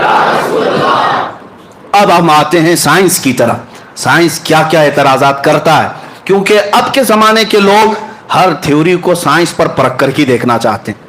سائنس کا حال یہ ہے, یہ حواس خمسہ جو 5 چیزیں, سننے کی طاقت, دیکھنے کی طاقت, چکھنے کی طاقت, سونگھنے کی طاقت اور پکڑنے کی طاقت, یہ 5 چیزیں, ان کو حواس خمسہ کہتے ہیں. ان پانچوں کے سامنے جو چیز ہے سائنس اسی کو مانتی ہے, اس کے علاوہ نہیں مانتی. عقل ان کی صرف یہ 5 چیزوں کے بیچ میں ہی ہے. یعنی چیز کوئی بھی آپ بتاؤ سائنس کو, ان کا کہنا ہے یا تو وہ پکڑنے میں آنا چاہیے, یا تو دیکھنے میں آنا چاہیے, یا سننے میں آنا چاہیے, یا سونگھنے میں آنا چاہیے, یا چکھنے میں آنا چاہیے. ان میں سے کوئی چیز ہو تو وہ چیز ہے, نہیں تو چیز ہی نہیں. سائنس کے نظریے کی ہے. لیکن اب واقع معراج نہ پکڑنے میں آئے گا, نہ سونگھنے میں آئے گا, نہ چکھنے میں آئے گا. اب ابھی اگر سننا چاہے تو سننے میں بھی نہیں آئے گا. کیسے؟ اب اس سائنس کے اعتبار سے وہ کہتے ہیں ناممکن ہے, ناممکن ہے. میرے عزیزوں, میں آپ کو بتاتا ہوں, سائنس پہلے کچھ چیزیں ایجاد کرتی ہے اور اس کے بعد پھر خود ہی انکار بھی کرتی ہے. ان کے نظریے بدلتے جاتے ہیں. پہلے ڈاروین کا نظریہ تھا کہ انسان بندر سے پیدا ہوا, وہ بیچارے چلے گئے, اس کے بعد لوگ بدلتے گئے نظریے. وہ رہے ہوں گے, ہم تو نہیں. بندر ترقی کرتے کرتے انسان بن گیا, اور جو باقی بچے ہیں بندر, ان کا کیا قصور ہے؟ وہ کب بنیں گے؟ ہم تو ان کا بھی انتظار کر رہے ہیں, ان میں بھی کوئی بابو آ جائے. بندر ترقی کرتے کرتے انسان بن گئے, ڈاروین کا نظریہ تھا, لیکن بعد میں اس نظریے کا انکار ہو گیا. اور اس کے بعد کئی نظریے آتے رہے, اور پھر یہ 20ویں صدی کے شروع میں 1906 میں غالباً البرٹ آئنسٹائن نے کئی نظریے پیش کیے. بڑا سائنٹسٹ ہے اور اس کے پیچھے پوری دنیا آج بھی بھاگتی ہے, اور ان کو ایسا لگتا ہے وہ جو بتا دیں وہی سب ہے. دھوکہ بھی ہو سکتا ہے, اور ہر ترقی کے بعد پچھلی چیزیں چھوڑ دی جاتی ہیں. جیسے جیسے دنیا ترقی کرتی جاتی ہے, نئی نئی ایجادات معلوم ہوتی.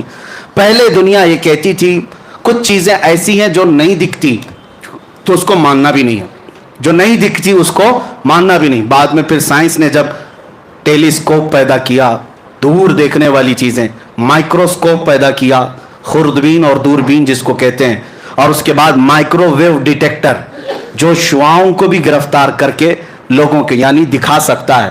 تو یہ سب جب مشینیں پیدا ہونے لگی تو سائنس کہنے لگا کچھ اور بھی چیزیں ہیں دنیا میں, یعنی ستاروں سے آگے جہاں اور بھی ہے. اب ماننے لگے اور آگے بڑھنے لگے. اور اس کے بعد میں کہتا ہوں عقل کے اندھوں کو جو میرے آقا صلی اللہ علیہ وسلم کے معراج کے سفر کے منکر ہیں, حضور کو یہ سفر کیوں دیا گیا تھا؟ یہ سائنس کے لیے ہی ہے.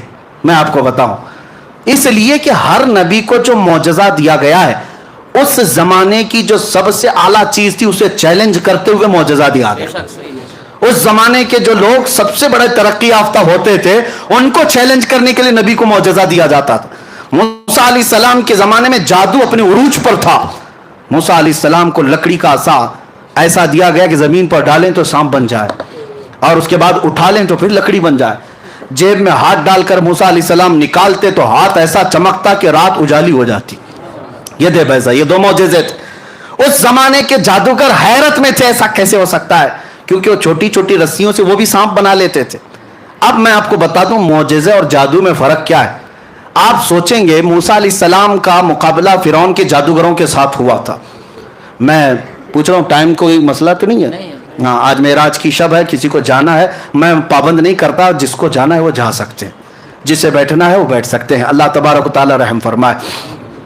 اب آپ کبھی یہ سوچتے ہیں کہ جادوگر وہاں پورے آئے تھے فرعون کے بلاوے پر, سب کو فرعون نے کہا تم اپنا دکھاؤ, موسیٰ اپنا دکھائیں گے. سبوں نے رسیاں زمین پر ڈال دی, چھوٹے چھوٹے سانپ بن گئے. موسیٰ علیہ السلام نے لکڑی ڈالی, بڑا اژدہا بن گیا, اور وہ اژدہا سارے سانپوں کو نگل گیا. جادوگر پھر دوسرے سانپ بنا لیتے, کیوں نہیں بنائے؟ بلکہ قرآن میں ہے قالوا آمنا برب موسیٰ و ہارون, سبوں نے پکار کر کہا موسیٰ و ہارون کے رب پر ہم ایمان لاتے ہیں. سارے جادوگر اتنی بات پر ہار گئے, ارے اور دکھاتے, اور کچھ دکھاتے. اب فرق میں آپ کو بتاتا ہوں. جادوگر جو دکھاتا ہے وہ جادو چیزوں کو بدلتا ہے. مثال کے طور پر ابھی یہاں بوٹل کوئی جادوگر اس طرح پھینک دیا اور آپ کو لگا پھول گر رہے ہیں, کرتے ہیں نا میجیشین. لیکن یہ ہوتا کیا ہے؟ وہ ہوتا یہ ہے کہ صرف نظروں کا دھوکہ, یعنی نظروں پر بندش ہو جاتی ہے. جادو کا کمال یہی, وہ چیز نہیں بدلتی. جادوگر دیکھ رہا ہوتا ہے یہ بوتل بوتل ہی ہے, لیکن لوگوں کو پھول دکھ رہی ہے. جادوگر کی نظروں میں چیز نہیں بدلتی. اب موسیٰ علیہ السلام کے مقابل میں جو جادوگر آئے تھے, رسیاں ڈالے تو صحیح, دنیا کو سانپ دکھ رہے تھے لیکن جادوگروں کو تو رسی دکھ رہی تھی. لیکن موسیٰ علیہ السلام جس لکڑی کو ڈالے تھے وہ حقیقت میں سانپ تھا, وہ حقیقت میں سانپ تھا. یہی فرق ہے, جادوگر نظر بندی کرتا ہے, نبی جو معجزہ دکھاتا ہے حقیقت بدل دیتا ہے, حقیقت بدل دیتا ہے. موسیٰ علیہ السلام کو ان کے زمانے کا بڑا چیلنج تھا جادو, اس سے بڑی چیز موسیٰ علیہ السلام کو دی گئی. عیسیٰ علیہ السلام کے زمانے میں یونان کے ڈاکٹر طبیب بڑے مشہور تھے, بیماروں کو صحیح کرنے میں ان کا کوئی مثال نہیں تھا, بڑی بڑی دوائیاں ایجاد کر چکے تھے. عیسیٰ علیہ السلام کو اللہ نے معجزہ کیا دیا؟ کوڑ کے بیمار, برس سفید داغ والا, آج تک اس کا علاج نہیں. یونان کے لوگ اس وقت بڑی بڑی بیماریوں کا علاج ڈھونڈ لائے تھے, لیکن برس کی بیماری, سفید وائٹ داغ جو ہے, اس کا علاج آج بھی نہیں ہو پاتا. کوڑ کی بیماری اور برس کی بیماری والے پر عیسیٰ علیہ السلام صرف ہاتھ لگا دیتے, اسے شفا مل جاتی.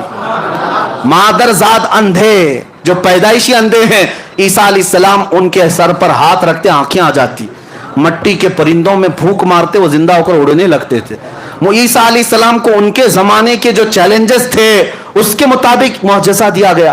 داؤد علیہ السلام کا زمانہ تھا, لوگ لوہے کی چیزیں بناتے تھے, الگ الگ نقشے بناتے. داؤد علیہ السلام کو معجزہ یہ دیا گیا کہ آپ کا ہاتھ ایسا تھا کہ کوئی بھی لوہا آپ ہاتھ میں لیتے, لوہا ایسا نرم ہوتا کہ آپ ہاتھ سے ہی پورے لوہے کو نقشہ بنا دیتے. سلیمان علیہ السلام کے زمانے میں معجزہ یہ تھا کہ لوگ الگ الگ بولیاں سیکھنے میں بہت آگے بڑھ چکے تھے. اللہ نے سلیمان علیہ السلام کو تو پرندوں کی بھی بولیاں سکھائی, ہر جانور اور ہر پرندے کی بولی سکھائی. کچھ مسئلہ ہے؟ ہر پرندے کی بولی سکھائی گئی. یہ سلیمان علیہ السلام کا معجزہ تھا. ہر نبی کو ان کے زمانے کے تقاضوں کے اعتبار سے معجزہ دیا گیا. اب سنیے توجہ کی بات, ہر زمانے میں اس نبی کے زمانے کے جو حالات تھے وہ معجزہ دیا گیا. موسیٰ علیہ السلام کو عصا کا معجزہ, عیسیٰ علیہ السلام کو شفا کا معجزہ, داؤد علیہ السلام کو لوہا نرم کرنے کا معجزہ, سلیمان علیہ السلام کو پرندوں کی بولی کا معجزہ. حضرت صالح علیہ السلام کو معجزہ دیا گیا, آپ نے لکڑی ماری, پتھر سے اونٹنی پیدا ہو گئی, پتھر سے اونٹنی پیدا ہو گئی. ان کے زمانے میں لوگ فخر کرتے تھے, ہم پہاڑوں کو تراش کر گھر بنا لیتے ہیں. صالح علیہ السلام نے فرمایا تم تو ہاتھوں سے صرف نقشے بنا کر گھر بناتے ہو, میں پتھر کو لکڑی ماروں تو اونٹنی پیدا ہو جائے. تو اس زمانے کے لوگوں کے سامنے جو نبی معجزہ دکھاتے تھے, کوئی بھی اس نبی کے معجزے تک نہیں پہنچ سکتا تھا, عقلیں عاجز ہو جاتی. ان کے زمانے کے جو جو چیلنجز تھے سب معجزے دیے گئے. اب توجہ, سید الانبیاء کی باری آئی, محمد رسول اللہ کا زمانہ آیا. میرے آقا صلی اللہ علیہ وسلم کو کیا معجزہ دینا تھا, کون سا چیلنج تھا حضور کے زمانے کا؟ ظاہر سی بات ہے ہر زمانے کے جو جو تقاضے اسی اعتبار سے معجزے دیے گئے. رب ذوالجلال کے علم میں ہے, مولا کریم جانتا ہے میرا حبیب آخری نبی ہے. اب جو معجزہ دینا ہے وہ قیامت تک چلنا چاہیے, جو معجزہ ہوگا وہ قیامت تک پرانا بھی نہیں ہونا چاہیے. ایسا معجزہ رسول کو دینا ہے, کیونکہ ان نبیوں کا زمانہ بھی لیمیٹڈ تھا, امت بھی لیمیٹڈ تھی. میرے رسول کا نہ زمانہ لیمیٹڈ ہے نہ امت لیمیٹڈ ہے, زمانہ قیامت تک ہے اور امت بھی بے حساب ہے. اب حضور کو معجزہ ایسا دینا ہے جو ہر زمانے کے لیے چیلنج ہو, ہر زمانے کے لیے چیلنج ہو. اب دیکھو اللہ نے اپنے حبیب کو ایک معجزہ نہیں دیا, ہر نبی رحمت. آخر الانبیاء کی امت کئی قسموں کی ہے.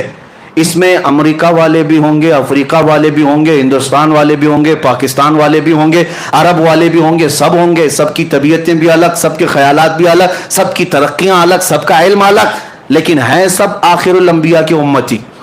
اب معجزہ ایسا دینا ہے رسول کو جو قیامت تک چلنا ہے. اب رسول کو پہلا معجزہ دیا گیا قرآن عظیم. یہ معجزہ قرآن ایک میرے آقا کا معجزہ ہے. میں کہتا ہوں بیٹھے ہوئے چھوٹا بھی بچہ, ہم میں سے 12 سال کا لڑکا, اٹھو, میں کھلی اجازت دیتا ہوں پورے محلے میں, پوری دنیا میں چیخ چیخ کر کے ظالموں کو پکار کر کہو, تمہیں اجازت میں دیتا ہوں, اور کھل کر کے ڈرنے کی بات نہیں, کہ لاؤ اگر تمہاری ہمت ہے تو قرآن کے برابر کی ایک کتاب.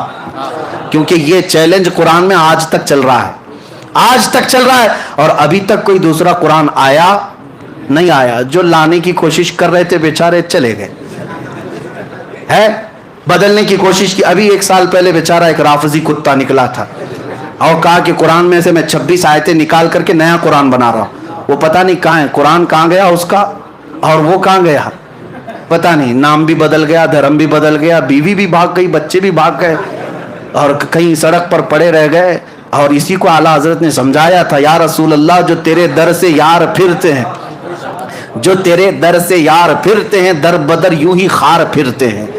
حضور کو چھوڑا تو در در کی ٹھوکریں. بیچارے کسی کے ہاں گئے تھے کچھ ٹکڑے حاصل کرنے کے لیے, لیکن ان لوگوں نے تو ہڈیاں بھی نہیں ڈالی, ہڈیاں بھی نہیں ڈالی, اور وہاں تو ہڈیوں کا تصور ہی نہیں ہے. ملتا تو کیا ملتا, ہاں سوکھا ویج ملتا, لیکن وہ بھی نہیں ملا, وہ بھی نہیں ملا. اور بعد میں آ گئے بیچارے.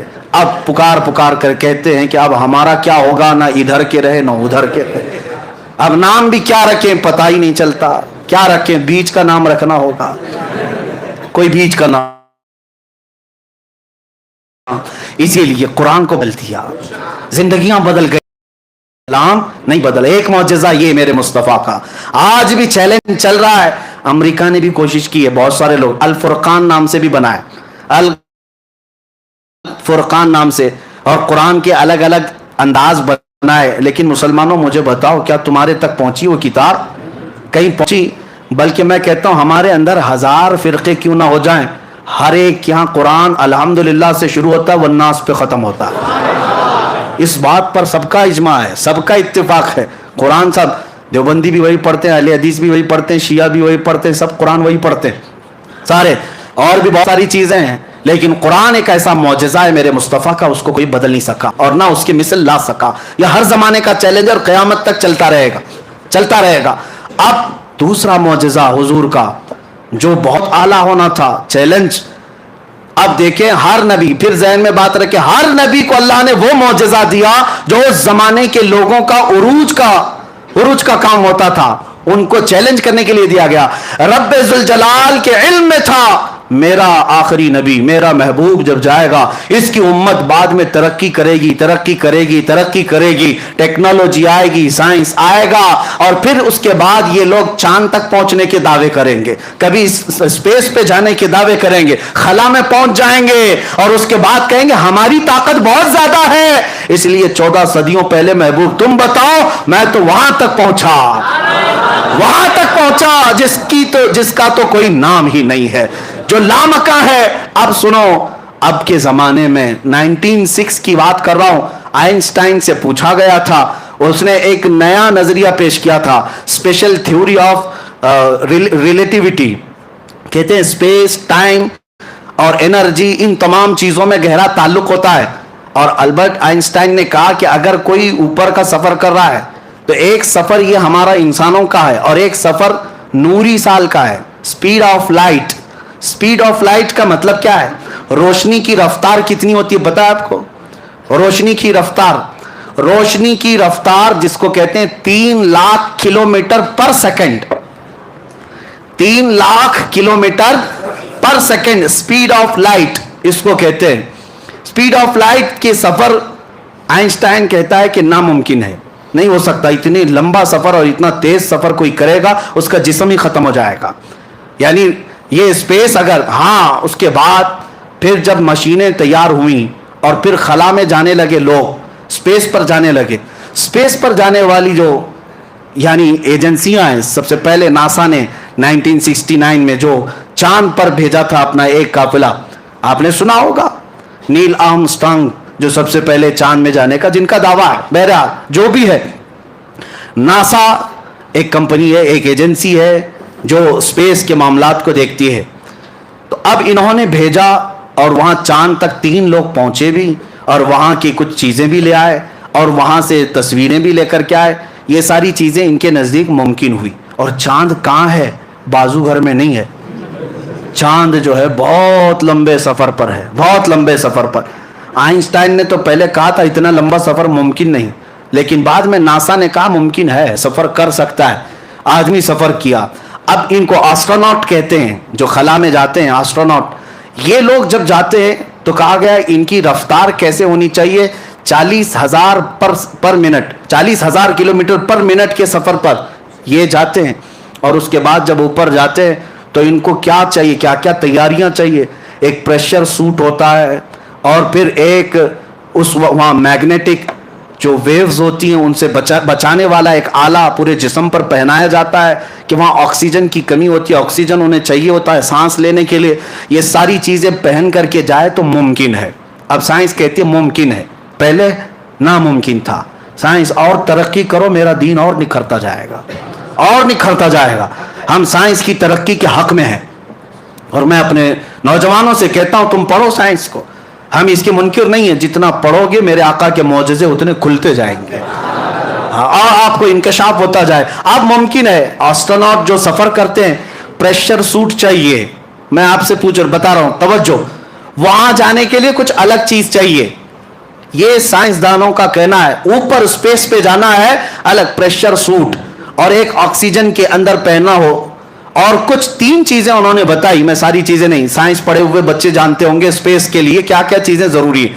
और फिर वहां जाने के बाद फिर हालत ये होती है, वो कहते हैं कि वहां का वक्त अलग होता है, यहां का वक्त अलग होता है। अगर स्पेस में कोई चला गया, स्पेस में कोई चला गया तो कहते हैं उसकी उम्र रुक जाती है। हाँ, ये आइंस्टाइन का कहना है कि अगर कोई 2 जुड़वा भाई एक जमीन पर है और एक सफर पे चला गया स्पीड ऑफ लाइट के एतबार से, अगर वो 1 साल के बाद आए तो उसका भाई 10 साल का बड़ा हो चुका होगा और वो 1 साल का होगा, यानी उसके लिए उम्र रुक जाती है। तो ये इनके नजरियात हैं। अब मैं जो चीज तुम्हें साबित करना चाहता हूं वो ये है, साइंस के एतबार से प्रेशर सूट चाहिए, वहां जाने के लिए एक अलग सफर चाहिए। अब आओ वाक़े मेराज के शुरुआत में मैंने सबसे पहले क्या कहा। जब बैतुल हराम, मस्जिदुल हराम में मेरे आका आराम कर रहे थे, जिब्राइल अमीन आए, उठाए और सबसे पहले कहाँ ले गए? जमजम के पास। और ले जाकर के क्या किया? नबी पाक सल्लल्लाहु अलैहि वसल्लम का सीना चाक किया और फिर दिल निकाला गया और फिर जन्नत के पानी से जो तश्त में अनवार और तजलिया से भरा था वो धोया गया और फिर हदीस में कुछ डाला गया। आज साइंस कह रही है कुछ पहन के जाना पड़ेगा, ऊपर स्पेस पे जाने के लिए कुछ पहन के जाना पड़ेगा। तुम जितनी तरक्की करते जाओ मेरे मुस्तफ़ा का मौजज़ा मेराज तुम्हें चैलेंज करता रहेगा। नबी पाक सल्लल्लाहु ताला अलैहि वसल्लम के कल्बे अथर में वो चीज डाली गई जो आम इंसानों के कल्ब में हो ही नहीं सकती, किसी के जिस्म में हो ही नहीं सकती, इसलिए कि रसूल पाक को उस सफर पर ले जाया जा रहा था जहां पर दबाव है, प्रेशर है, और नबी पाक को ऐसा बनाकर ले जाया गया कि आलम बशरियत के तकाजे खत्म, अब आलम नूरानियत शुरू हो चुका था। अजीज़ान गिरामी वक़ार, अब अल्लाह रब्बुल इज़्ज़त मौजज़े नबियों को क्यों देता है? एक चीज है, ताज्जुब तो सब चीजों में होना चाहिए, लेकिन हमारी अकल क्या है जानते हैं? अल्लाह रब्बुल इज़्ज़त के निज़ाम में एक आदत है और एक कुदरत है। एक आदत है और एक कुदरत है, दोनों चीजें आपको समझा रहा हूं। शादी हो गई शौहर और बीवी की, बच्चा हुआ, आप मानेंगे कि नहीं कि हाँ फलां को एक बेटा हो गया, एक बेटी हो गई? कोई ताज्जुब की बात है ताज्जुब की बात, लेकिन तुम्हारी अकल आदी हो गई। रोज देखते हैं बच्चे पैदा हो रहे हैं तो आपको ताज्जुब नहीं लगता। ताज्जुब क्या है?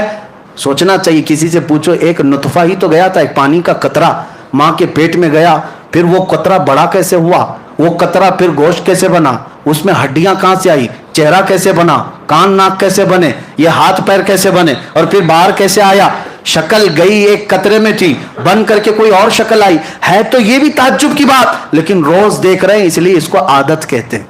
इसको क्या कहते हैं? आदत। अल्लाह तबारक व तआला के निजाम में कुछ चीजें आदत है। ہے وہ بھی تعجب کی بات، لیکن وہ عادت ہے. زمین میں بیج ڈال دیا، پودا اگایا، تعجب ہوتا ہے آپ کو؟ نہیں ہے تعجب کی بات. یہ ہے تعجب کی بات. میاں ہتھیلی میں آپ بیج لے کر کے کھڑے رہو، کیوں نہیں پودا اگتا؟ کیوں نہیں اگتا؟ زمین میں بو دو، مٹی صاف کر دو، کل کو دیکھو تو وہاں سے زمین کا سینہ چیر کر باہر آتا ہے، پودا نکل آیا. پودا ہی نہیں، درخت بنتا چلا گیا.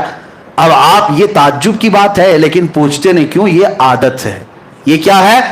عادت ہے. آپ کبھی یہ نہیں پوچھتے کہ میں ایک روٹی کھایا تھا آٹے کی، ایک روٹی کھایا تھا آٹے کی، وہ تھی گیہوں کے آٹے کی، جو کے آٹے کی. کھایا تھا 4 ٹکڑے کر کے، 5 ٹکڑے کر کے، لیکن جب اندر گئی تو بعد میں پتا چلا کہ کچھ حصہ گوشت بنا، کچھ حصہ خون بنا، کچھ حصہ منی بنا، کچھ حصہ پیپ بنا، اور کچھ حصہ فضلہ بن کر نکل گیا. ایک روٹی 5 چیزیں کیسے پیدا کر رہی؟ لیکن تعجب کسی کو نہیں. کیوں؟ یہ عادت ہے یہ بھی تعجب کی بات، لیکن یہ عادت ہے. اب عادت کے خلاف کبھی کوئی کام ہوتا ہے تو اسے قدرت کہا جاتا ہے. عادت کے خلاف کوئی کام ہوتا ہے تو اسے کیا کہا جاتا ہے؟ قدرت. اللہ رب العزت پورے نظام کو ہمیشہ عادت سے ہی چلاتا ہے. سب چیزیں اسباب سے ہوں گی. بچے ماں باپ سے ہی پیدا ہوں گے، شوہر بیوی ہونا چاہیے، یہی عادت ہے. ہاں یہی عادت ہے. زمین سے ہی سبزہ اگنا چاہیے، یہی عادت ہے. لیکن مولا کبھی کبھار اپنی قدرت کو دکھاتا ہے، کبھی قدرت کو دکھاتا ہے. تب دکھانا ہو تو بغیر باپ کے صرف مریم سے عیسیٰ کو پیدا کرتا ہے. عقل کہتی یہ کیسے ہو گیا، یہ کیسے ہو گیا؟ یہ کیوں؟ اس لیے کہ عادت نہیں، دیکھا نہیں تھا. یہ کیا ہے؟ اس کو کیا کہتے ہیں؟ قدرت ہے.